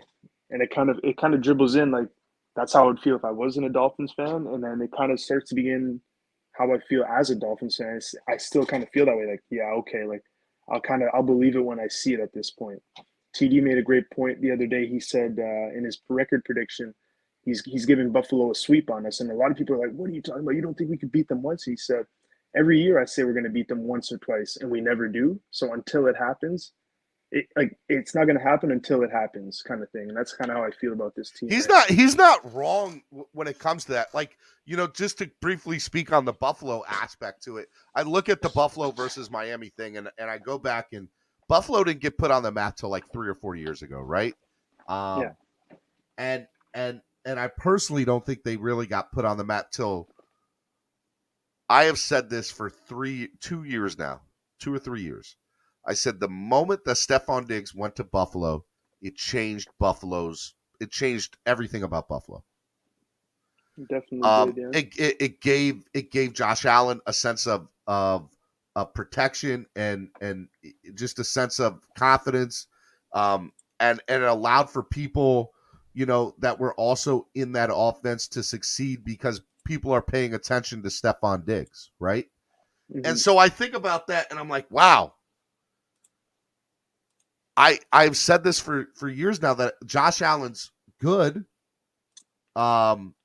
He's top 10 quarterback in the league, maybe top 5, maybe. Yeah, he's right? top 5, man. Maybe. He hasn't won a Super Bowl yet. He hasn't been to a Super Bowl yet, so I have a difficult time saying top 5. But with that being said, I get that. But I think a lot about being a successful quarterback is confidence, and a lot of that has been built up over the last couple of years, right? With Stephon. And so I look at that and I compare that to our situation. And I'm like, man, Buffalo fans were screaming for Josh Allen's head after the second year. They were screaming for Josh Allen's head after the second year. They get Stephon Diggs, story changes to the song changes to a different tune at that point. And so I look at that and I'm like, well, we could do the same thing with Tua and Tyreek.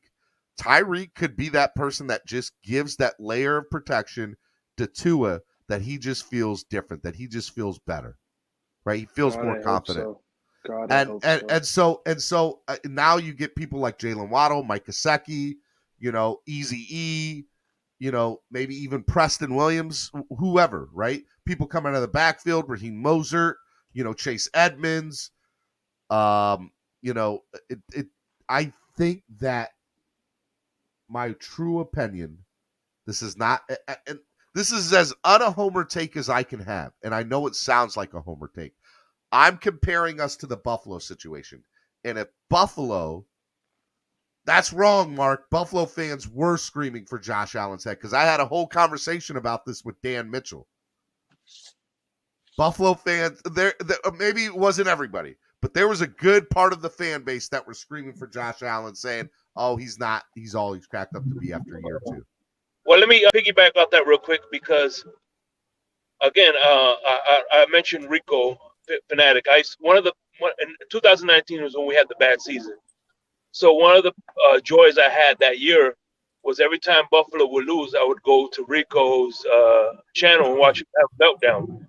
And one of the common themes was they didn't know if it was Josh Allen or the play caller, the guy who went to the Giants. Daboll. Huh? Daboll. Yeah. That was the question. Was it Daboll or was it Josh Allen? So they had the same question marks.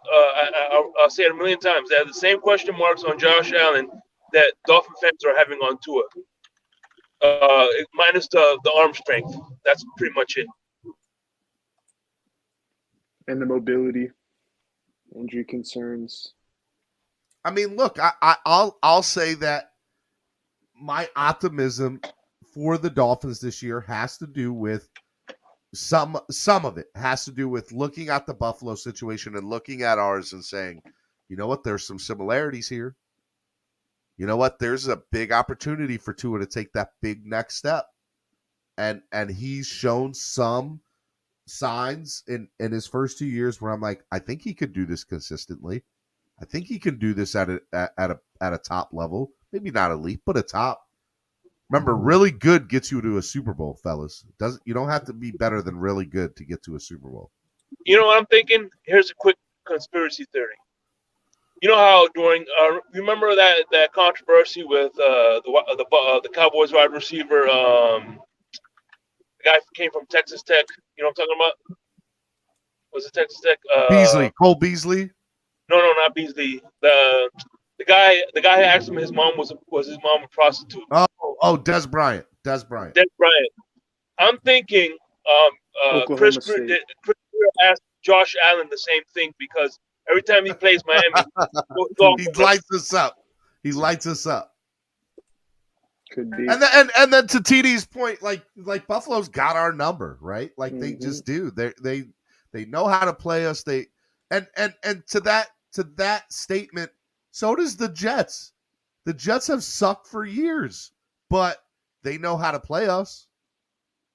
And you should never take a division opponent down. Like you just gotta know that, look, the AFC South beats each other up all the time, no matter how good any of those teams are. Your divisional opponent knows you better than other teams, no matter how bad or good they are. We need to figure out a way, though, to get the Buffalo just they just have a mind control over us right now. And that's what it is. That's fine. But to TD's point, he's right. We just need to beat them one time and just feel like, okay, I think we can do this at their best, not at their worst. I don't want to beat Buffalo at their worst. I want to beat Buffalo at their best, because then I'll be like, yep, Miami's got it. People didn't mind beating Baltimore at their worst. On the panel yesterday, I was trying to ask people what good team did we beat that we weren't supposed to beat, and they said Baltimore, as if they weren't completely decimated. They had injuries. I'm not going to sit here and lie to you. But at the same token, you got to remember we had just come off an ugly win against Houston, right? Mm-hmm. And that was an ugly win. I was at both those games, by the way. It was an ugly win. But that Baltimore game, was still Baltimore. It still had Lamar Jackson. It still had Hollywood Brown. Droppy Wood Brown. I'm just saying they still had some of their core guys there that made them that should have made them at least a competitive football team. And the Dolphins beat them. They did. And so, granted, they had injuries. I'm not going to sit here and deny that, but they did. They beat them. And a win is a win in the NFL. But yeah, okay, I hear you for sure. But let me ask this follow-up question. Okay, we beat Baltimore. Maybe they were favored. Sure. Okay, I hear you. But how does it make you feel that beating them is our signature win, and nobody can really give me a better win that we had last year other than beating a beaten up Baltimore on a short week? How does it make you feel? We beat New England twice. Those are two big wins. Okay, and how do we look at those one games? thing to piggyback we won though, Triple S. We did win. One thing about on piggyback off Triple S podcast is on a Thursday night game, the home team is 3 times more likely to win than the away team because of the short week and the travel on a short week. The home team is more likely to win than it is to lose. And Steven, let me clarify why I even brought that up, because I can already probably sense people in the comments going crazy. But anyway, the reason I brought it up is that we talked about beating Buffalo, and this is kind of why I brought it up. It's in the same vein. I feel like we never beat the top teams. I feel like we lose those games. Maybe we get 1 or 2 good wins a season. We beat up on the scrubs here and there. Okay. And then we lose maybe 1 game to a scrub, and then we end up with a mediocre record because we can never consistently beat a good amount of good teams. And let me give you because we have a lot of those teams on our schedule this year. Let me give you a theory to that, Triple S. I think you bring up a valid point. So there's a guy here in the Baltimore area who's part of the radio team up here at 105.7 The Fan. His name's Jeremy Kahn. He's a good friend of mine. He's been covering Baltimore sports for 20 years here. And I used to work at the radio station. I did for like 1 year back in like 2007, 2008. And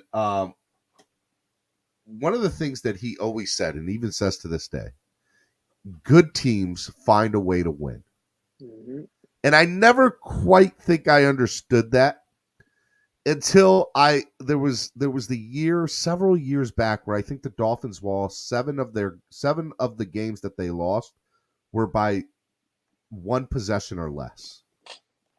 And I want to say Brian Hartline was a part of that team. But yeah, like 7 of their games they had lost by 1 possession or less. And I think the following year they had lost 5 to 7 more games with 1 possession or less. We had lost a total, I think it was 12 to 14 games over a 2-year span by 1 possession or less. And I tell people all the time, and people think I'm crazy for it, I would rather get blown out by a team than lose a close game, in my opinion. Because I feel like if we get blown out, this is just my opinion, you don't have to agree. I feel like if we get blown out, we weren't the better team, we never stood a chance. When you lose a close game, I feel like that stings and hurts more because you know that, man, if we had just made 1 or 2 plays different, we were good enough to win that game. Oh my God. Like this is, it's like doesn't that make you feel better that you're a better team? No, because not for us, because we've never made this. We've never made that following step. You get what I'm saying? We've never made that very next step to get to that next level after that. I get what you're saying. I just disagree, but I'm just telling you how I feel. Okay. That's how you feel. That's fine. Stephen, I agree with you. I agree with you because especially on Monday night games, if we're getting blown out Monday night games, all right, I get to go to bed early. But if we lose a close game on Monday night, damn it, I stayed up for this shit. No, excuse me, swear jar. I know. Swear jar. I know. I got you. But it's like that's what I like. And also, if you get blown out, you're like, oh well, we get to do something else. This is just my opinion, right? So I feel like losing those close games to me for the last 20 years I haven't seen, oh my God, we're almost there.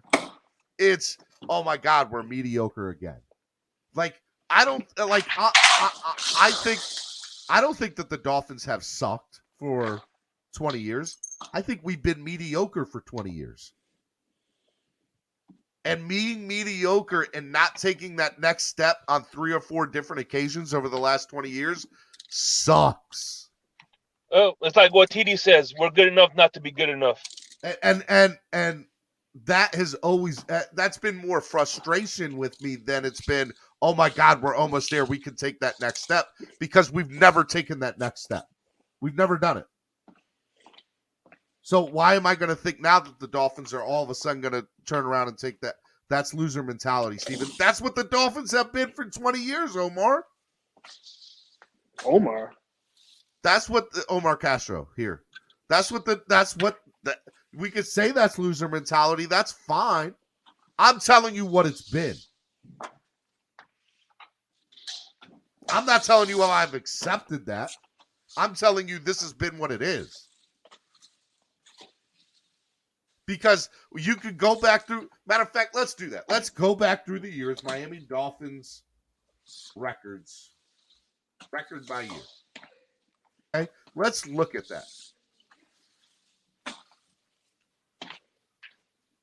Okay, here we go. Let's go to share the screen.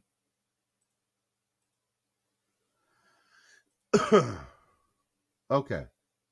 Let me see if I can make this bigger. Okay, here we go. We'll start at 2001. Okay, 2001, we lost in the wild card. We'll start at 2000. Okay, we won 11-5, lost the division. We won a playoff game that year. Next year, we lost the wild card game. We won 11-5. Next year, we go 9-7, 10-6. Here we go. 2004 is when the start of everything happened. Okay. 4-12, under 500. 9-7, over 500. Oh man, we just got to take another step. Oh, we go 6-10. Oh yeah, we took a step back from the year prior, and then we go 1-15. Man, we got to do a total rebuild. No way we're making the playoffs. Oh, very next year we surprised. We went 1-15 to 11-5. Lost a wild card game. 7-9, 7-9, 6-10, 7-9, 8-8, 8-8, 6-10. So from 2009 to 2015, we never finished over 500. Ever. And people want to say just have faith. And honestly, we finished, so from 2009 to 2019, over 11 seasons, we finished once over 500, and that was 2016. And we lost that game in the playoffs and got beat out by Pittsburgh. And I remember saying the next year, "Oh man, this is what we're gonna do. We're gonna take it to the next level next year." Nope, didn't do it. Went 6-10. There are multiple times here where we can be like, "We're almost there. We're almost there. Oh, we're almost there." And we never have done that. So to my point from earlier, like it, hate it, whatever. Okay? I think that getting blown out is a sign of we're not good enough yet.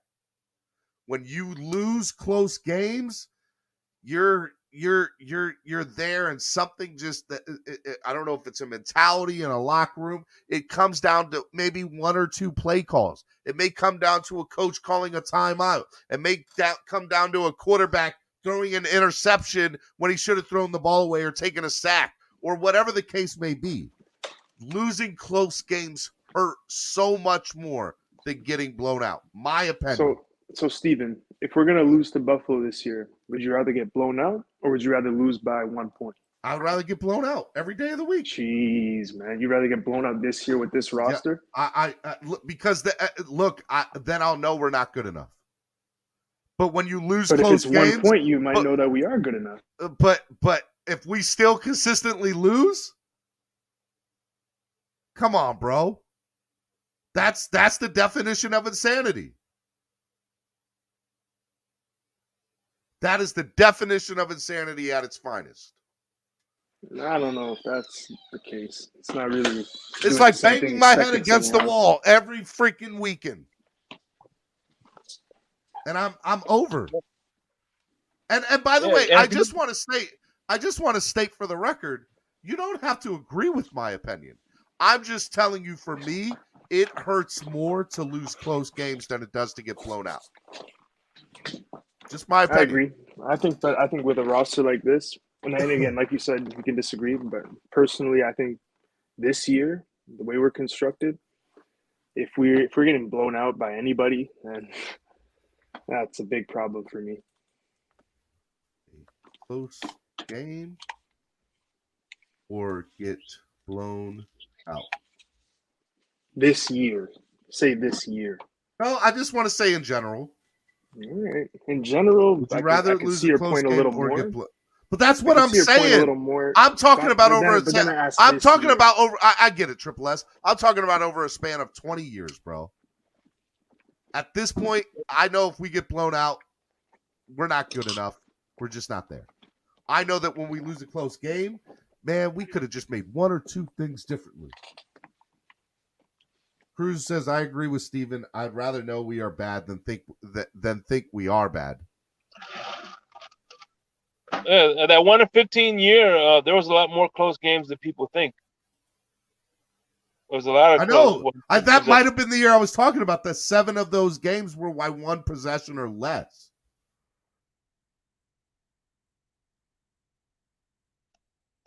Blown out. There we go. I put it in as a question in the chat. This panel is going to be a blast when we're 1-3 to start. I don't think we're going to start 1-3 next year. I think at the worst we're going to do 2-2. Just personal. We're doing therapy Mondays first 4 weeks. No, we're not. We're going to be Victory Mondays first 4 weeks, bro. Victory Mondays first 4 weeks. Think about the Jacksonville game last year in the UK or Falcons game.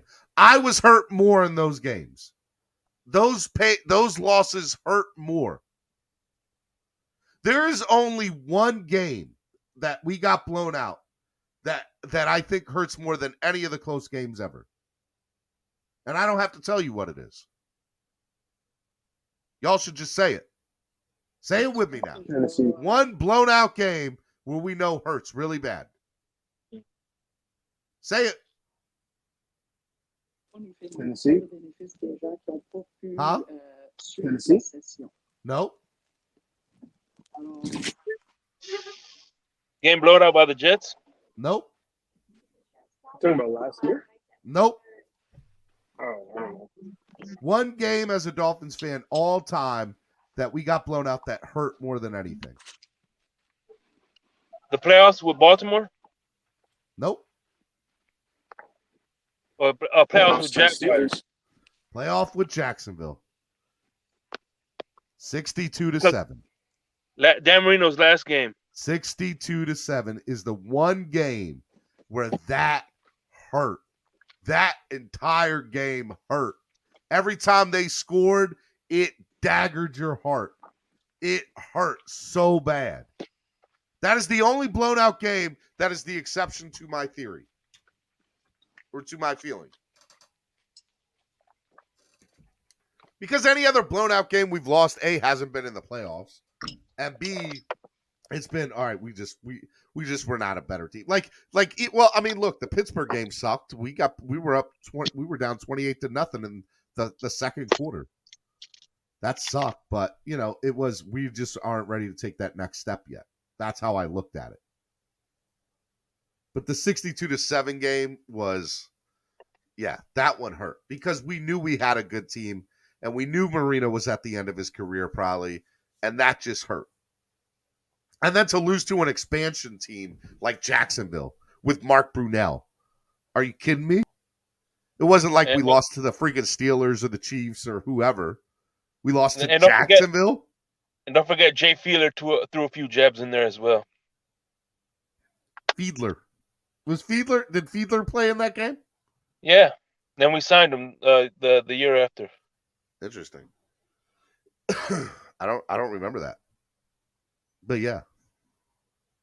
Like, Yeah, to because me, that's the one that hurts the the score most. was so out of control that they just put him in there.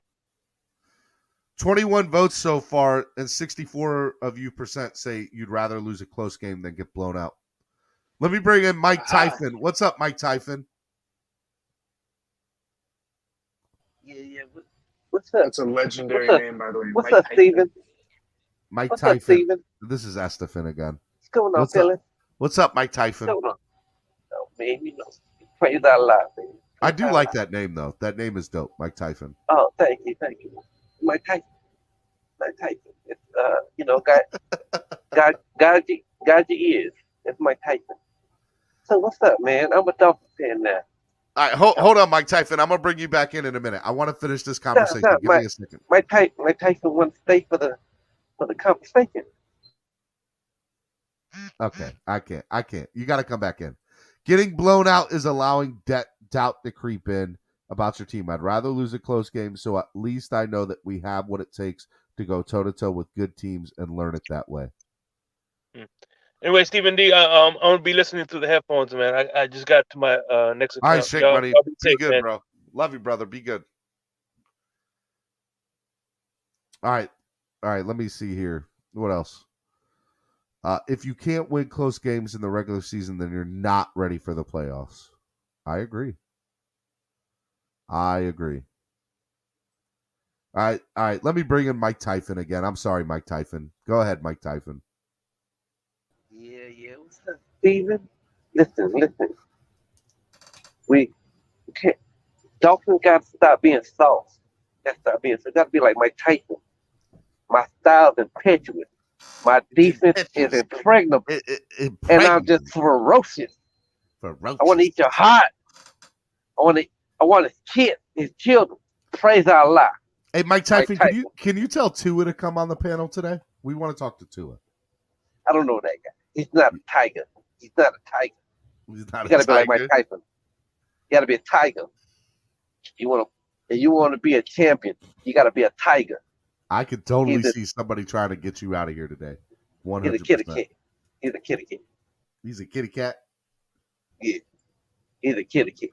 By the way, Shake Money paid his swear jar. I appreciate that, Shake Money. Is this King or Tyson? I don't know. Trucker Sean. I don't know. Let me bring in David. What's up, David? I agree with Triple S. I think a close game is always better than a blowout. I can't stand blowouts. Yeah, but do you guys not agree? Do you guys disagree that close games hurt more? They probably hurt a little bit more because you have an opportunity in some circumstances that we should have won that game. But I'd rather have those, especially this year, I'd rather have those close games than blow. We have too good a team this year to be blown out. No, so let's get something straight. I want to state for the record, I did say that would I rather get blown out by Buffalo or would I rather lose in a close game this year? My decision comes off 20 years of mediocrity. Correct. I just take that into account, and it just for me it like losing sucks no matter what. But I could deal with the loss a little bit better, getting blown out, knowing my team wasn't good enough. Compared What's up, to Steven? I hear you got all these celebrities on. What's up, bro? What's up, Estefan? How are you? Welcome. Man, this show's on fire, bro. You got all them celebrities. Shake Money. That's preposterous. That's just preposterous. David. Yeah, man. Listen, I'm going to start my own podcast. It's going to be the Quadruple S podcast. I got to one up Triple S. Hey, I got to one up Triple S, bro. Listen, losses are a part of the game. Even if you lose in a close game, there's usually certain points in the game where you had a chance to pull away or win decisively. It should never get to that point that you lose a close game. That's why what you were talking about earlier when the guy said, good teams find a way to win. It's the small things that they do in key situations where they execute that makes you like the upper echelon team where you come out of mediocrity. You see what I'm saying? Like, we just haven't been that. We're the team that always shoots ourselves in the foot. There's just blunders. And sometimes it's just off the field stuff with the Dolphins. You know what I mean? Like players not being able to make a game because of off the field issues. You know, I mean, I would say two examples of that was when we had that linebacker from the Steelers. I forgot his name, man. We went out West Coast, I think, to play Joey Porter. Yeah. We went out to play. I think it was San Diego, man, and that dude went home. And that same year, you know, before the season started, like right at the end, we signed Ray Maluga, and I was like, wow, we got Porter and Maluga. I know they're old cats, but man, these guys are dogs. And then Maluga gets into an off the field altercation, bro. And he never even I don't think he even played a down for the Dolphins. Like I was looking forward to these things, and so when you just look at the history of the Dolphins, you know, I got to be honest. I know a lot of people talk about like getting sucked in by the outside influences that could be, you know, negatively, you know, affect your career.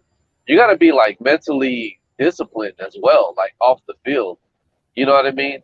Like there's just things that, you know, pulls these guys in, and you know, they just you know, the party lifestyle has to end for these players to do anything on the field for us, to be honest. I agree. I'm not saying that they're all doing it, but it wasn't like, Porter. It was Timmons. It was Timmons. It wasn't Porter. There you go. When it's you know, when it's like maybe a player here and there, but when you start having multiple you know, situations that happen off the field, to me, I think those are just trickle down effects of like a larger picture of what's going on a day in, day out basis with those guys. Like we're just hearing about one incident, you know, but I think that there's a lot of these guys end up having issues off the field. It's more than, you know, they gamble way too much. That's not just that. You can go back to Bullygate. Yeah, man, just turn it. That's the problem, man. That's a part of it. Just looking the other way when you should say something, or you know, just you know, like it's leadership. It's leadership. Cutting off a loose end when you have to, like right then and there. Yep. Like, you know, we just but you know. So my question is who's been at the top at the Miami Dolphin organization for the last 20 years? That would be Mr. Steve Ross. I mean, he hasn't been there for 20 years. Well, he hasn't been here for 20 years, but he's the guy up top. Well, how long Chris Greer's been here longer than like, Ross. Yeah, but Wayne Huizinga didn't do any better either. No, true. So it's just Chris Greer's been here longer than Ross. What's up, Tony? Tony. Hey guys. Tony Manzano. Steven, for our schedule, for me, I would rather have mostly close games because blowouts to me are not exciting. Just so y'all know, I'm not saying I'd rather get blown out in our games. The question on the table was, would you rather lose a close game, period, or would you rather lose a blowout game, period? Oh, if no. you're going to lose. For me, I would rather win close games than blowouts. No, nobody's asking. Okay. Nobody's asking that. That's not the question, Tony. The question is, if you lose, would you rather lose in a close way, or would you rather get blown out? I would rather honestly lose in a close game because blowouts are too embarrassing, to be honest. Well, I personally would say that those games hurt worse. Actually, I disagree with you. I disagree with you, Steven. Honestly, getting blown out is a lot worse because that means your team doesn't even are not even close talent-wise to that other team and stuff like that. For me, that's more heartbreaking because to me, my mindset is, look, we suck. That's what it is. That it is what it is. But look, apparently I'm the odd one out here, according to Omar. I'm not the first time. It won't be, and it won't be the last. It sounds like everybody would rather lose close games, and I just think that those games are more difficult to let go. They hurt more. They hurt me more. I don't know about y'all, but they hurt me more personally. Close games hurt more, but I'm gonna tell you that That's all I'm saying. They hurt more. No, but it's encouraging to know that you're close to win the game. It's not when you get blown but for out. the Dolphins, You're like, we're never gonna win. David, what has given you there's been no encouragement for 20 years with this crap? Are you kidding me? We have been mediocre for 20 years. It bothers me that y'all think this way. But Steven, hold on 1 second, Tony. You just said that we had winning seasons. You said from 2009 until in an now. 11-year span, we had one winning season. Okay, that's 11 years. That's not 20 years. Bro, you gonna make me pull it back up? No, we had winning records before the 11 years mediocre. Is what we're in the playoffs a few times. 2004 and beyond. So let's see here. So 2004. How many years is that, people? That's what, 17 years? Yeah, 17 years.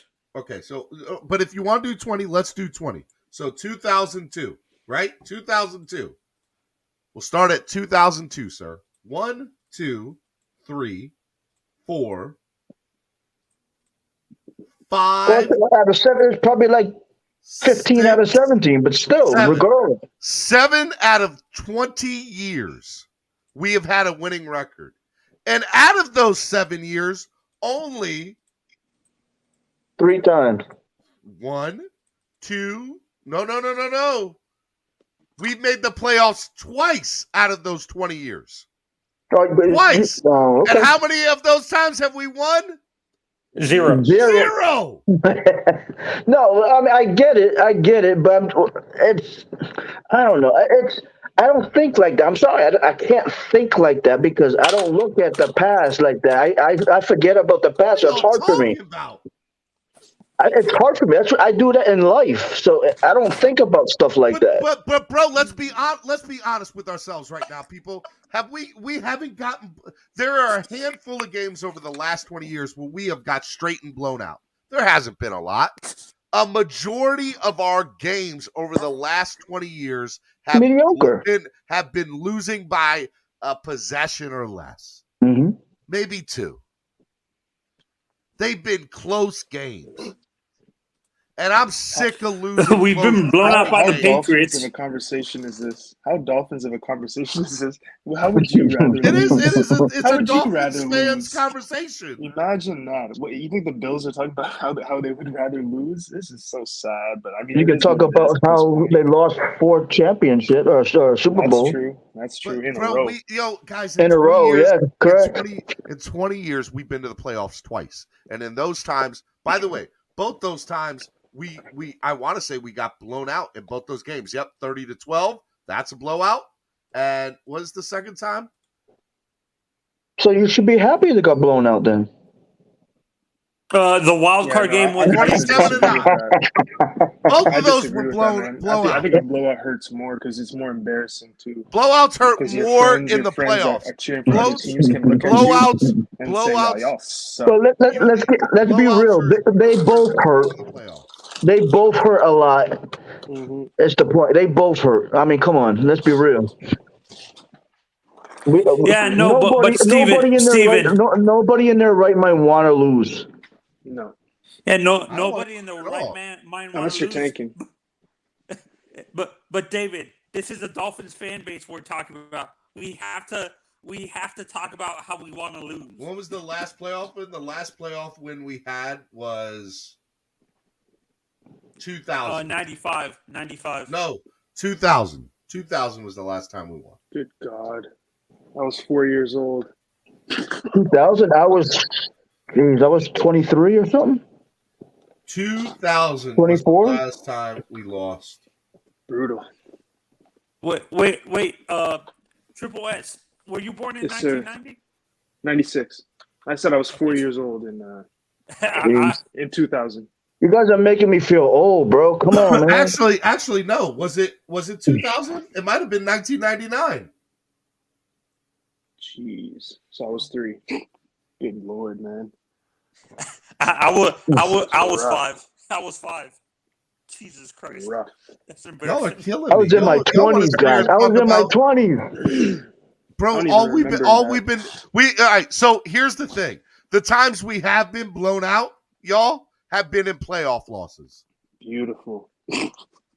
Those are the times. So you know what? By all accounts, you are correct.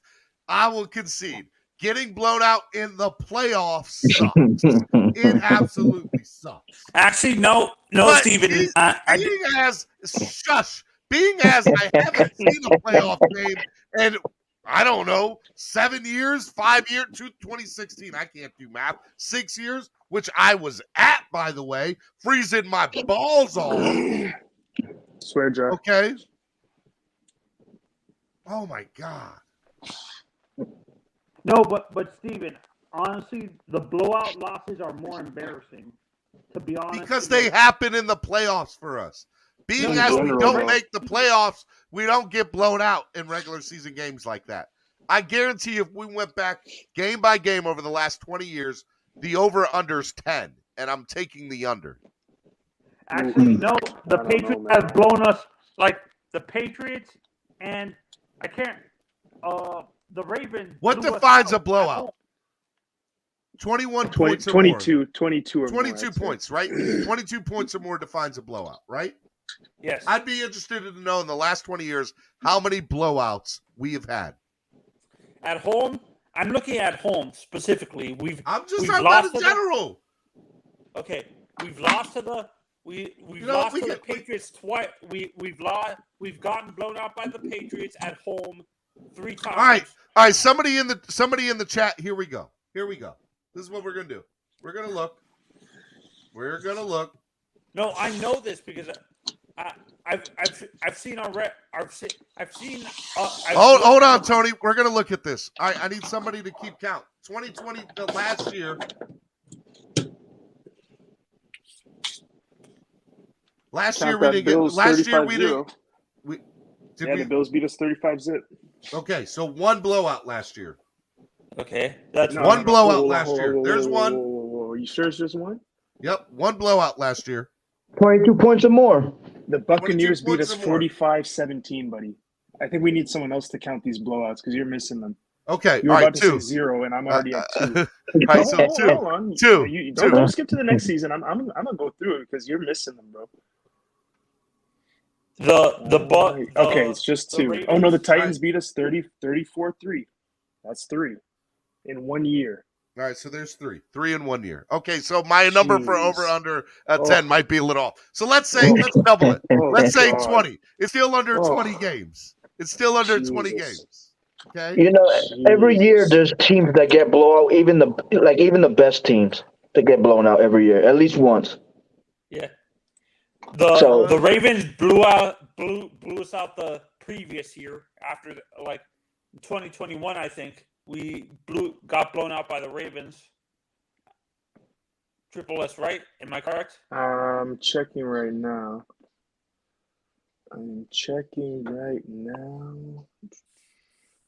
I don't think we had the Ravens last year. No, the year before. Oh, the year before. Yeah, Buffalo. We lost the prior year 56-26 in that Week 17 loss. Yeah. So there's a blowout. That's a 30 piece right there.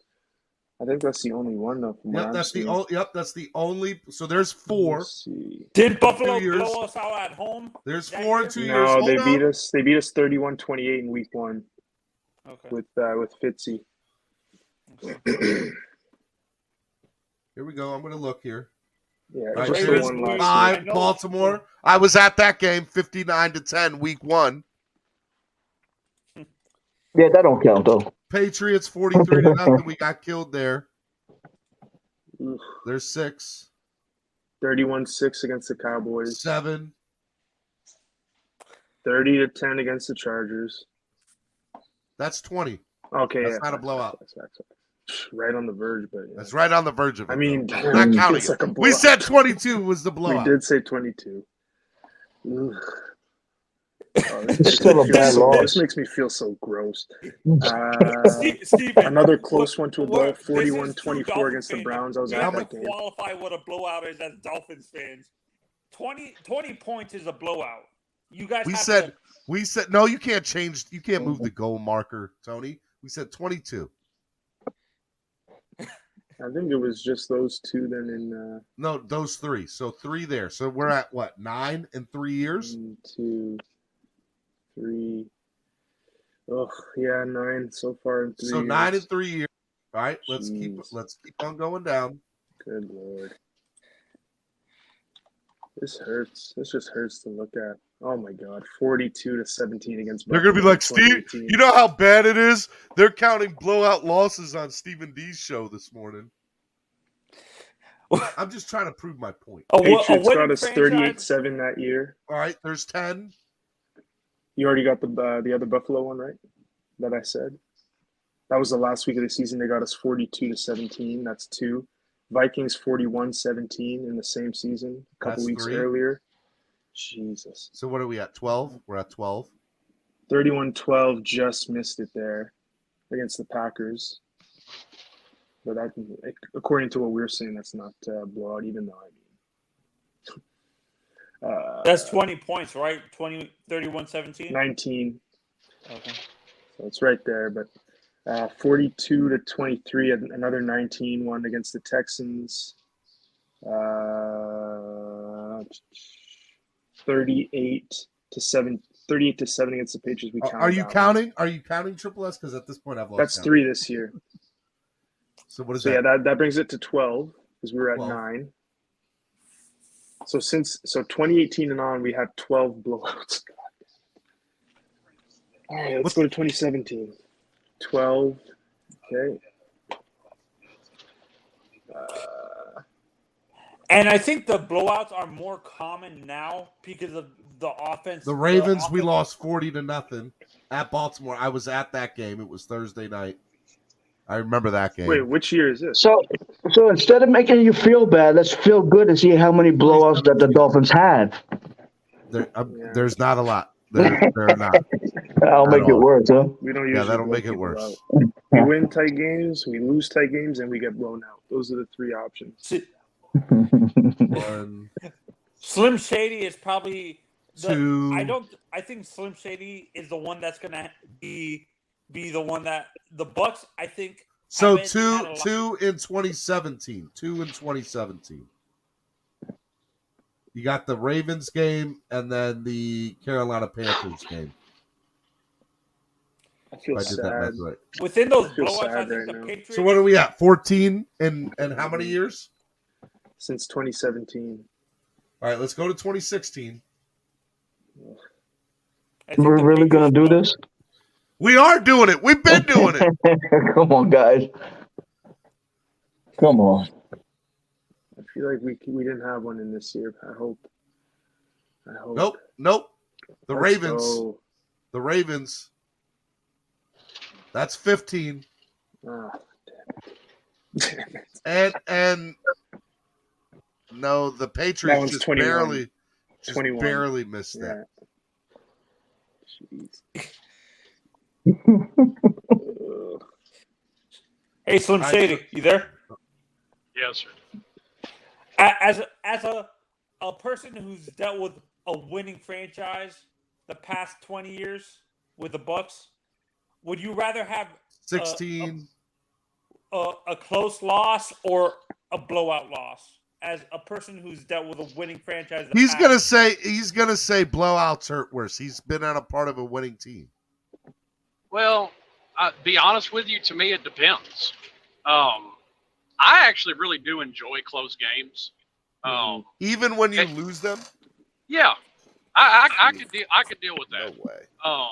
That's because you haven't been losing for that long. Or you haven't lost for a long time. Well, wait a minute. Tampa didn't make the playoffs for 17 years. I was just about to say that. So let's not act like Tampa's had an overabundance of success. Cesar says, "Thanks, Steven. I'm day drinking now." Now, to add a little fuel to this, my general rule of thumb, and this is just my opinion, a blowout is 3 scores or more. So a blowout's going to, for me, is going to start 22 points or more. Well, it should be 21 points if that's the case. Well, it actually 3 scores could be 17 points. Well, yeah, that's true. Well, then we need to go back and recount Triple S. There's gonna be a lot more. Oh my god! If we go 17, Jesus, peace. That'd be a lot. But I mean, as an example, like I really enjoyed that NFC Championship game with Green Bay. You know, it was. I always like a close game to keep. Yeah, but I wouldn't know. I've never seen a close game in a playoff game before. Right. Well, now I'm not gonna. Now I can't compare. I don't have a. I can't compare it. Now, flip side of that, like I said, it depends on the situation. I was floating on cloud 9 with a blowout win in the Super Bowl. I was sitting back drinking, enjoying myself. You probably loved every second of it, bro. Every second of it. So, hey, Triple S, how many years did we get in? I think the last one we did was 2016, and we had 14. Hold on, David. How many was it all together? 14, I believe. I thought it was 16. It was 16. 16. Yes. Oh. All right, so let's say 16 blowouts. And so how many? And so, all right, I feel 16. But to make sure. Hold on, David. Hold on. 16. All right, so what is that? How many years is that? 2016, 2017, 2018, 2019, 2020, 2021, 2020. I can't count 2020. 6 years. 6 years. So, and 6 times 16. 16 divided by 6 would be a better way to do it. Hold on. And that would be 2.6 blowouts a year, 2.7 blowouts a year. And so 96 games, 90 plus an extra one last year. So 97 games. Do we count the playoffs? We didn't go to the playoffs. So 97 games. Well, that only has one game, right? And it wasn't technically games, a blowout. 97 games divided by how many? 16? Yeah. Did I say that right? No, you want 16 blowouts. Divided by 97. So 16% of our games, if I'm correct, and I did this math right. Yeah, 16.5. 16% of our games over the last 6 years have been blowouts. Okay, by Slim. And I guarantee you, the margin is closer. Like it's bigger. What I should say. I'm trying to make sure I'm saying the right words. We've lost. I guarantee you a lot more games by one possession or less. Yeah. So what I'm saying is this, Steven. Slim Shady made a point. You have to look at the circumstances. Maybe a lot of those blowouts was a backup quarterback, or they lost a linebacker, or they lost a receiver, but David, you're forgetting the whole point. So the original. No, I got it, but you got to have a background to it too, though. No, there's exceptions to it. I get it, and there's understandings to it.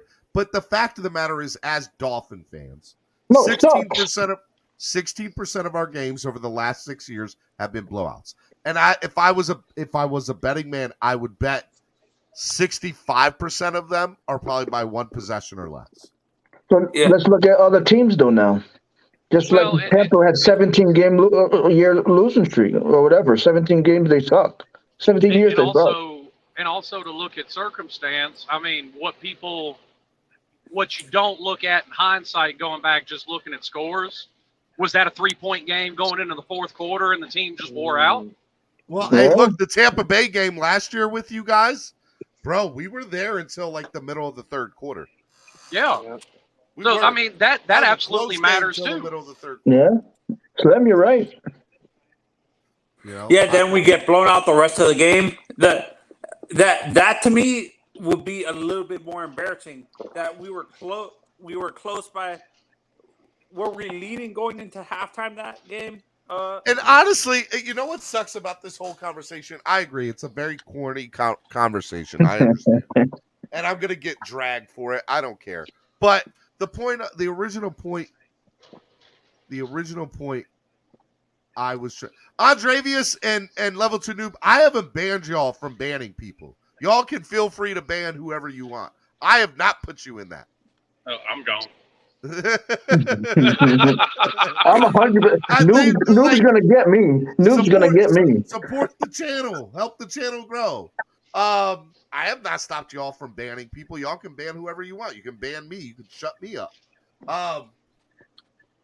Or at least for 10 minutes. You can do timeouts for 10 minutes. You can't ban me. Yeah, no, but the sad part is as Dolphins fans, we have to resort to we're resorting to feel good about ourselves to talk about how we would rather lose.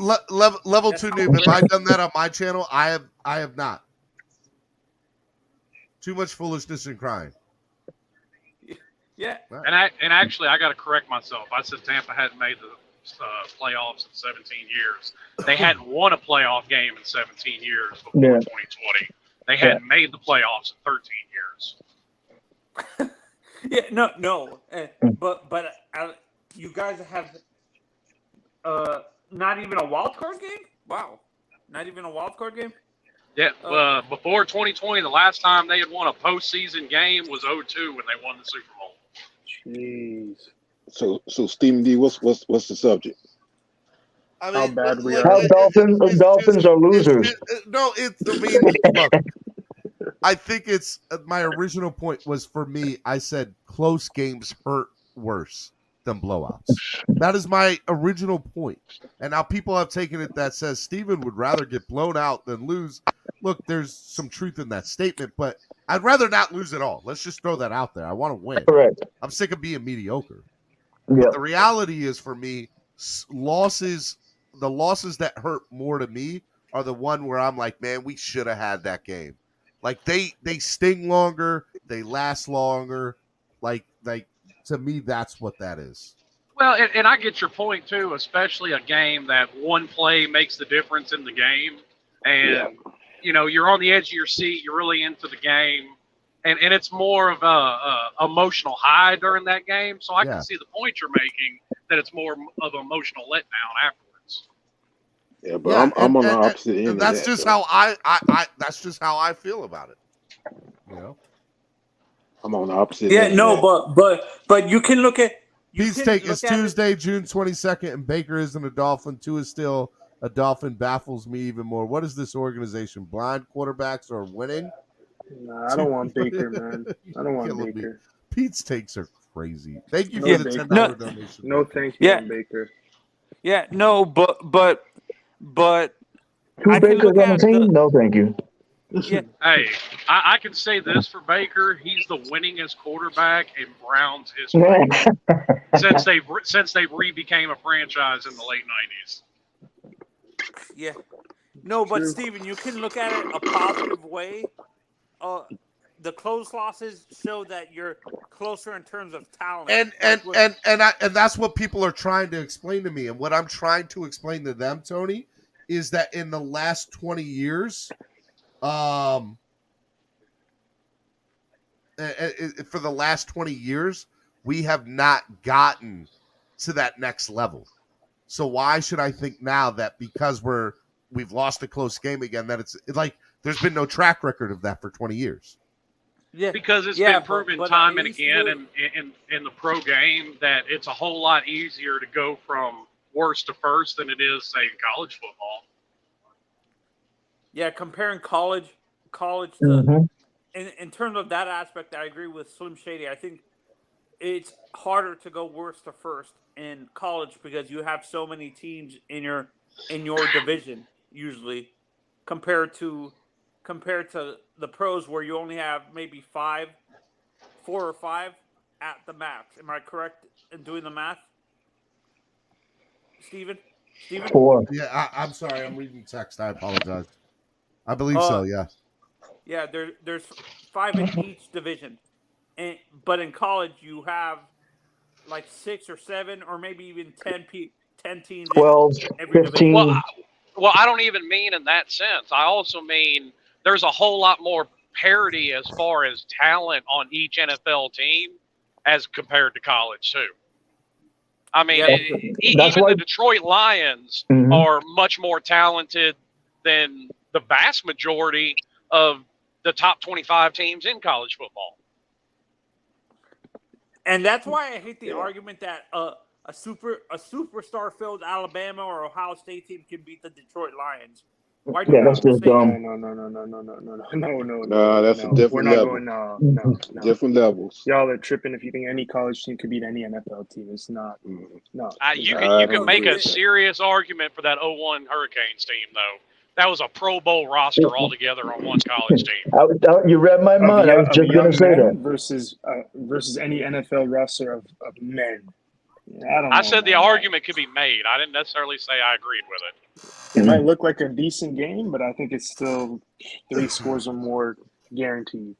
And I sure wouldn't go as far as Clinton Portis said and say that team would have made the playoffs in the NFL that year. That's wild. That's wild.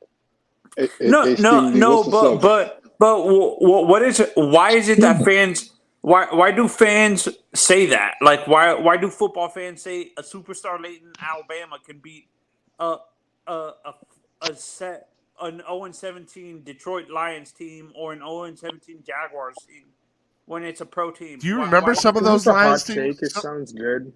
Well, yeah, but some of those Lion teams suck. Let me just but none of those Alabama teams are anywhere near as superstar laden as Alabama fans try and make it out to be. That is true. I will give you that. This entire Nick Saban run, how many transcendent players have they really put in the NFL? Not many.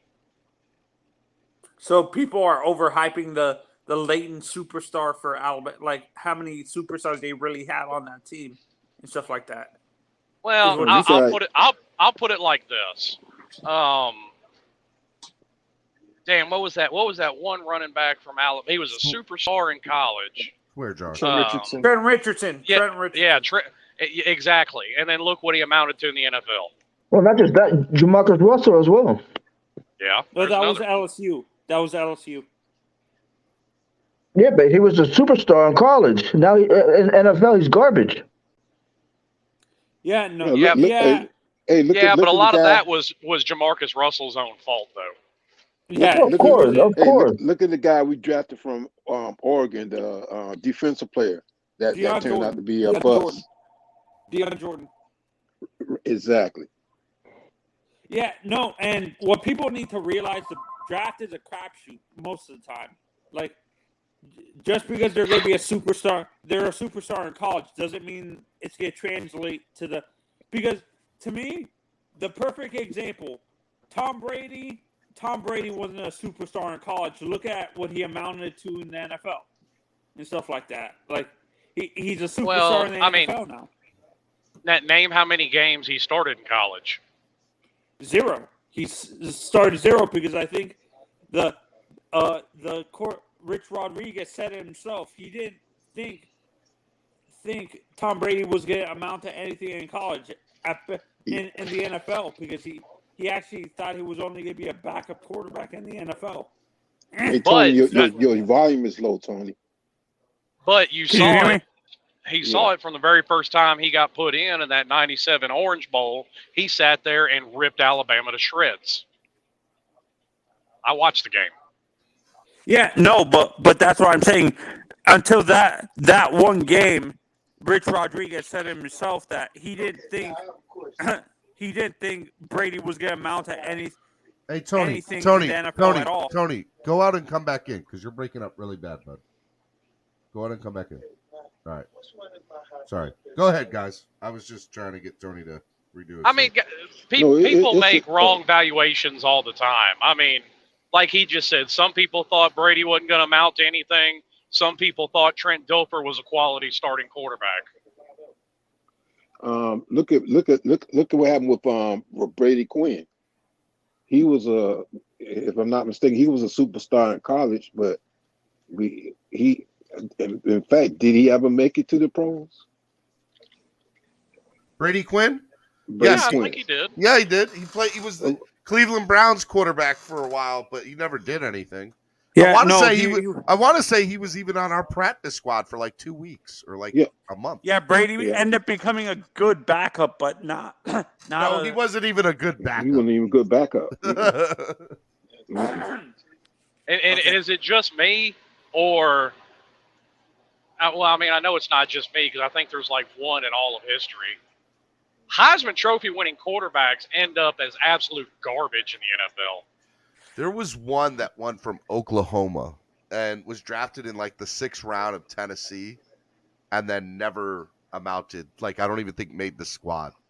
Lamar Jackson. I'll bring up someone that's way before everybody's time on this panel. Archie Griffin. Archie Griffin, the running back from Ohio State. He was a Well, you be going back. You be going back, boy. What year was Archie Griffin?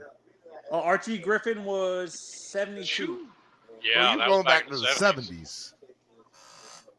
Yeah, no, he was a superstar Heisman Trophy winning running back, and he ended up busting out of the NFL. He never succeeded in the NFL. Miami Poke fans knows who I'm talking about, right? Archie Griffin. Yeah, I know. I know what you're talking about. But you know what? I gotta put this in also too. Sometimes it depends on when the player comes out of college, what team he lands on too. Because I've seen situations where a good college player comes out of college and it seems like he lands on the wrong team, and ends his career or starts off on the wrong foot. Hey, look. Well, I think that's absolutely right, because how many quarterbacks' careers have been prematurely ended by the Cleveland Browns? Yeah. All right, I ended the poll. 64 of y'all voted, and I want to say majority of it, 68% said you'd rather lose a close game over a blowout out of 64 votes. So, look, I'm obviously in the minority here. That's fine. No, but that's respectful, Stephen D. That's respectful, because it can kind of go either way. But I'm not mad. Honestly, I'm not mad either way, though, Mr. Polk. Like it's the reality of what it is. We all hate losing. Exactly, and sometimes it's emotional to the point where, with me, it's emotional because I'd rather win a close game than to be blown out, because the blowouts really they hurt me emotionally. Okay, but if I look at it, statistically, then it may be the opposite. Look at it like this, Stephen. At least you're not stuck with the moniker of being the losingest franchise in sports history. We got that. Yeah, no doubt. No doubt. You were right about that. All right, Miami Sports Music's #1 Miami Fan Morning Show coming up on noon. I want to go ahead and start doing final thoughts of the day. And, yeah, we'll start doing that. I will start with Tony Manzano. Final thought of the day, sir. Take yourself off mute, bud. Tony, take yourself off mute, buddy.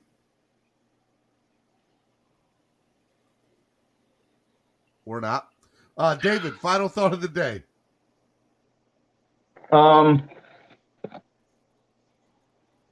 All that losing is going to change this year. And I think we're going to be a really good team. And everybody who's sad and angry and depressed is no longer going to be that way. Thank you, guys. Take care. All right, David. God's ears, David.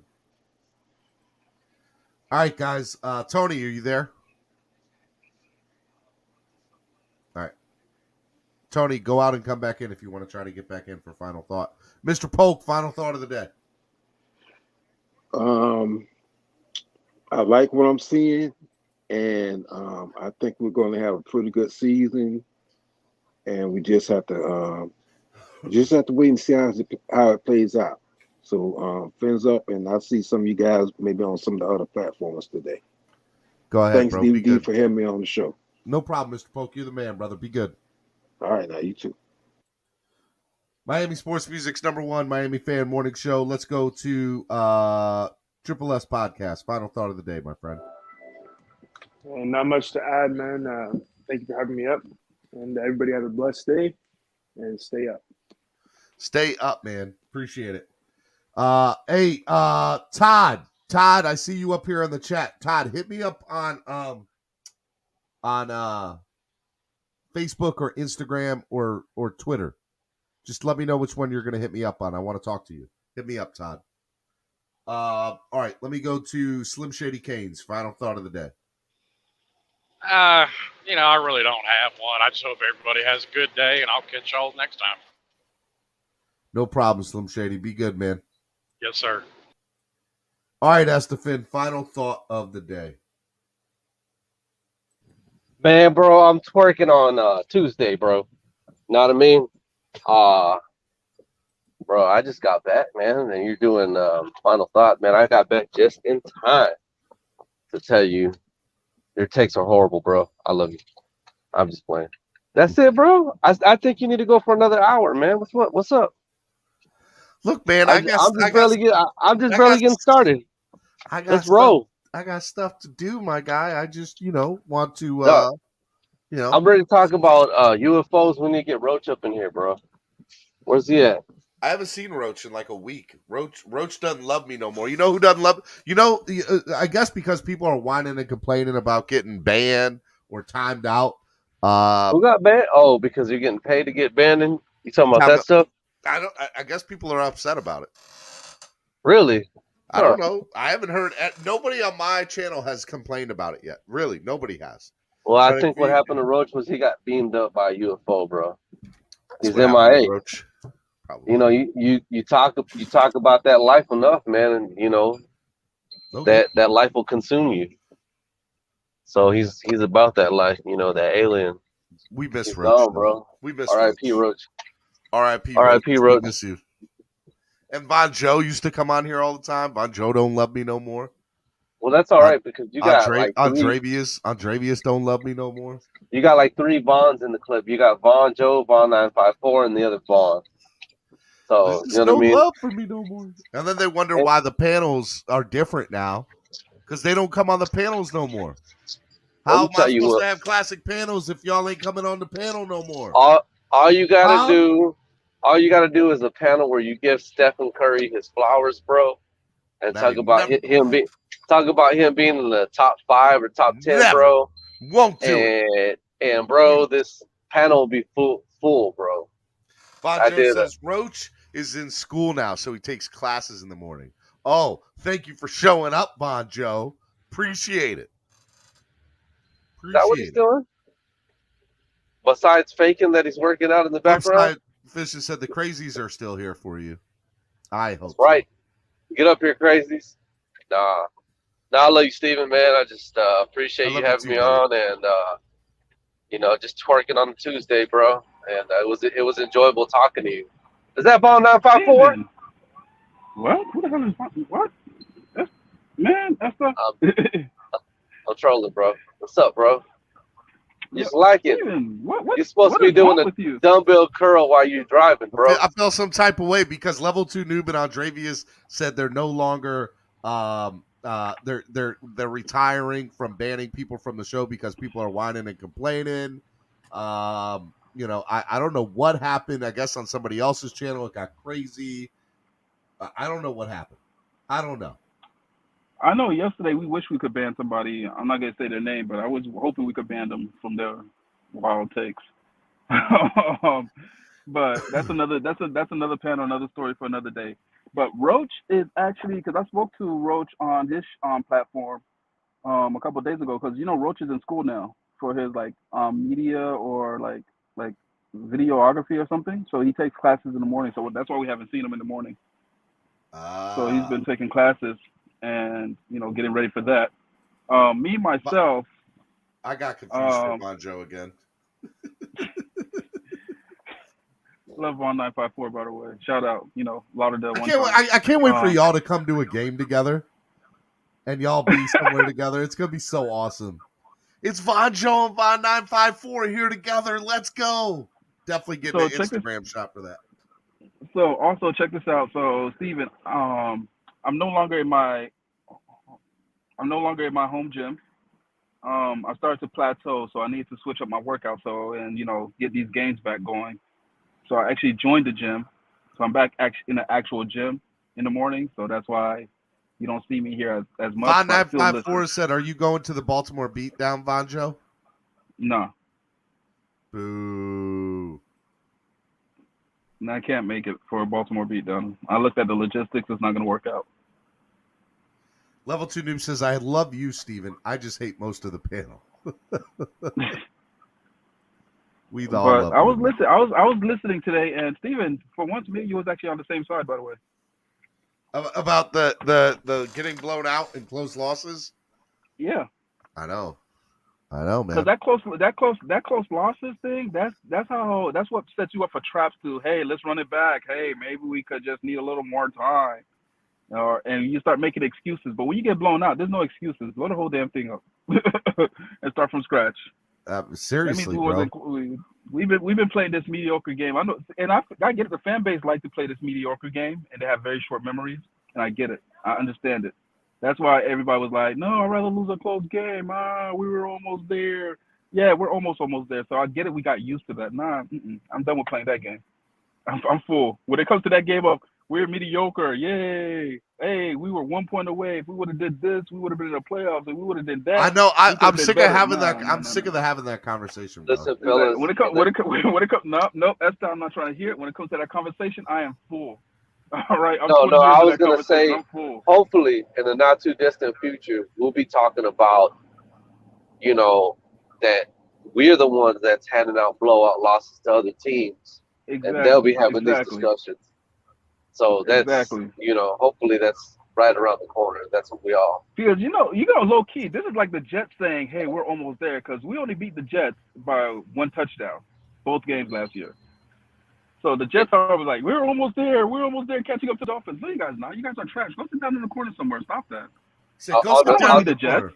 I don't want to be the Jets. The Jets fan base sounds just like us. Exactly, because they thought they could beat us. They were 1 touchdown away in the past 2 games. They were like, no. Fan base, we're almost there. Like last year, we thought we were going to be world beaters, and Tua was going to be the next Steve Young last year. You know how we were talking about we were going to go 13-4. The Jets fan base sounds like that right now. A lot of them are talking about they're going to sweep us. So just putting Dolphin fans on notice, we ain't the only ones that got high expectations this year. No, Esther, that's because they lost a lot of close games last year. If you look at the Jets schedule, they lost a lot of close games last year. Ain't nobody got time to beat the Jets. No, I'm not playing that game. I told you I'm full. I'm good. Nah, blow me out or I'm blowing you out. I ain't got no time. I ain't got no time for that.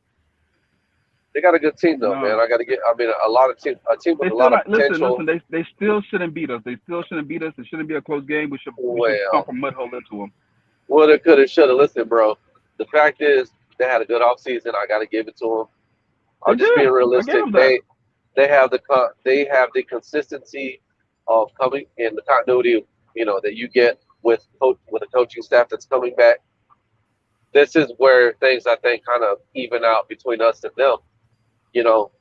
With our coaching staff scenario, we all are hopeful that Coach McDaniel has a good football philosophy in mind. And, one of the things that I found out is this ain't just coming from hearsay or, and whatnot, but the fans are the voice of the team. And a lot of that fan base, the 49ers, they're high on McDaniel. I talked to a lot of them yesterday, man. They were telling me they were gloating about how good this guy was and his mind. And how a lot of them were disappointed that he left. You know what I mean? I get it. So that's the reason that our fan base has hope. All that's great and dandy, but for example, you could have somebody that's a great driver in NASCAR. You put him in Indy, they can't drive worth a lick, right? So again, he could be a great coordinator. We had great coordinators, and we put him at the head coaching position, and they didn't know the front to the back. They just were lost, right? Or how about this? I'm hoping. Tell you the truth, I'm hoping that he's smart enough to take the Todd McVay route, where Todd McVay was a great offensive coordinator. He knew the offensive side of the ball. He said, "Yo, you just handle the defense. I'm gonna just work on the offense." That's what McVay did. That was a great analogy, bro. You made a good point. And did you hear what he said, Steven? He said it's like taking a joke of a race series like NASCAR and putting one of those guys in Formula One with the real dogs, and you see what happens. Man, I love that analogy. I'm trolling.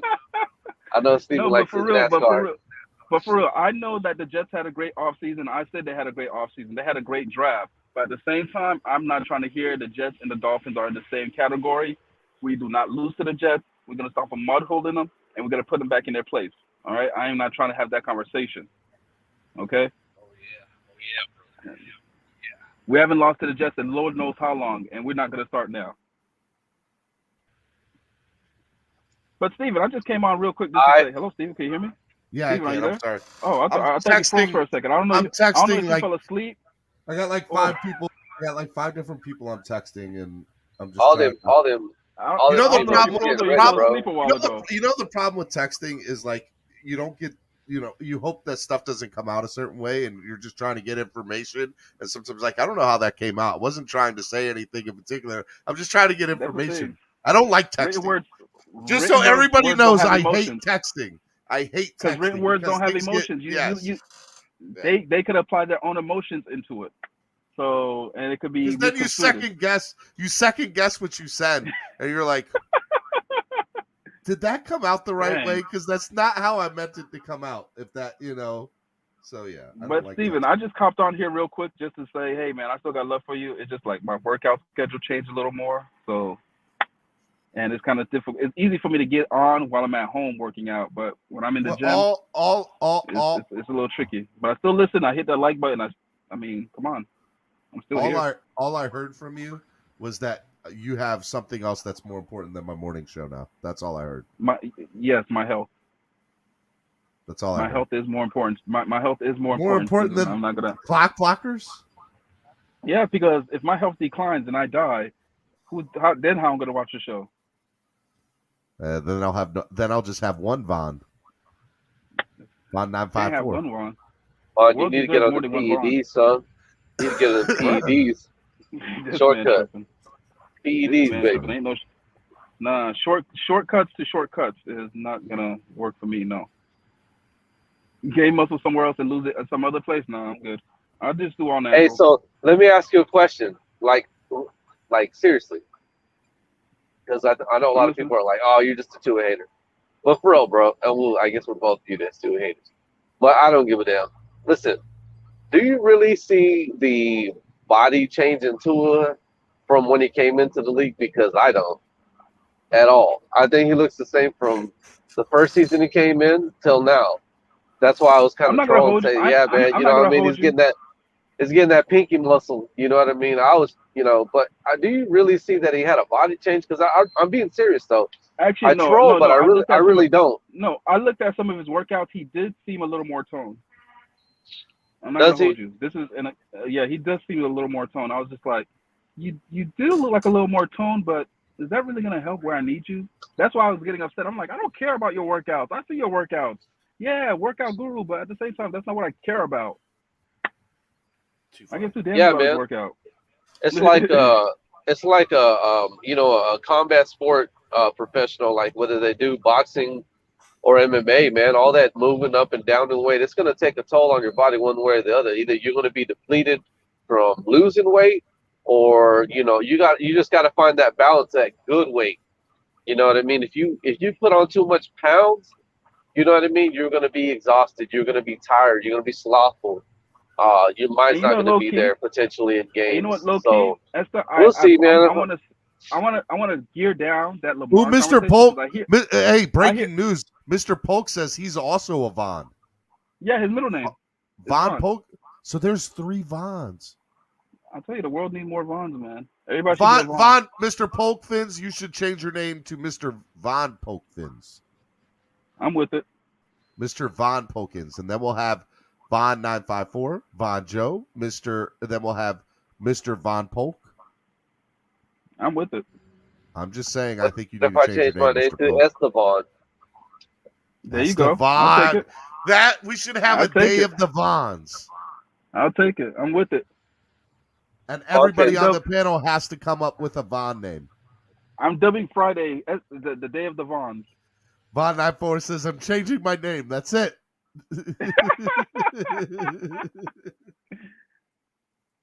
But Steven, I gotta go, man. I need to go. I need to get some protein in me, man. So hey, Von Joe. I love you, man. You're the man, brother. I love you too, man. Today was actually an epic leg day. I haven't had a leg day like that in a while. You had an epic leg day? Leg day. The Von Bond. I like it. Yeah, I'm with it. I worked out legs today, and when I have all the machines and all the equipment where I could get in with the legs, today was an epic leg day.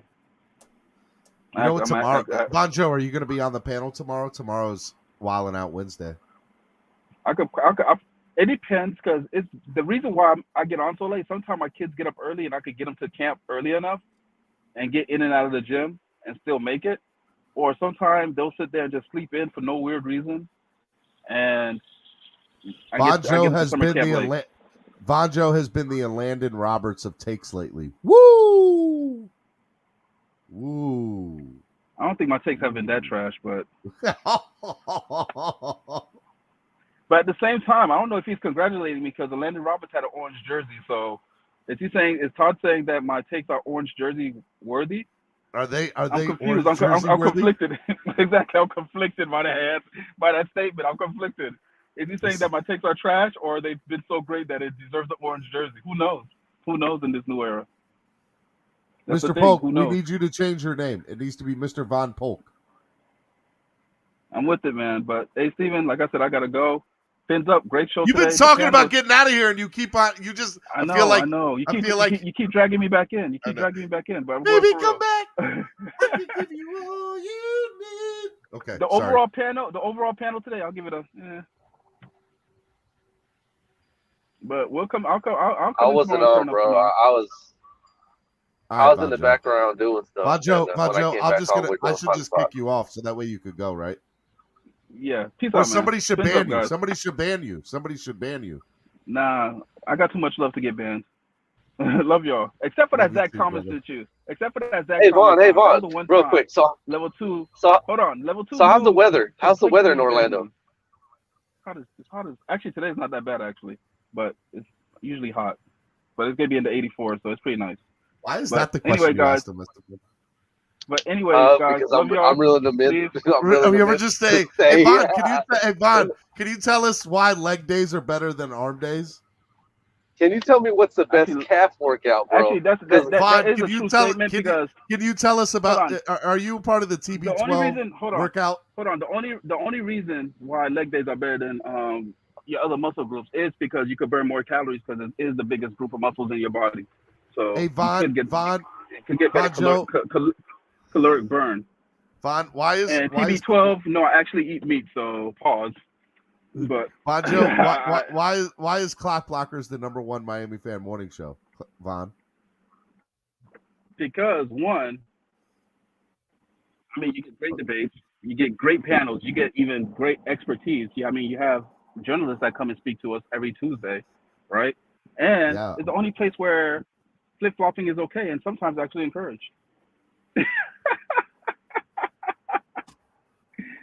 I love it.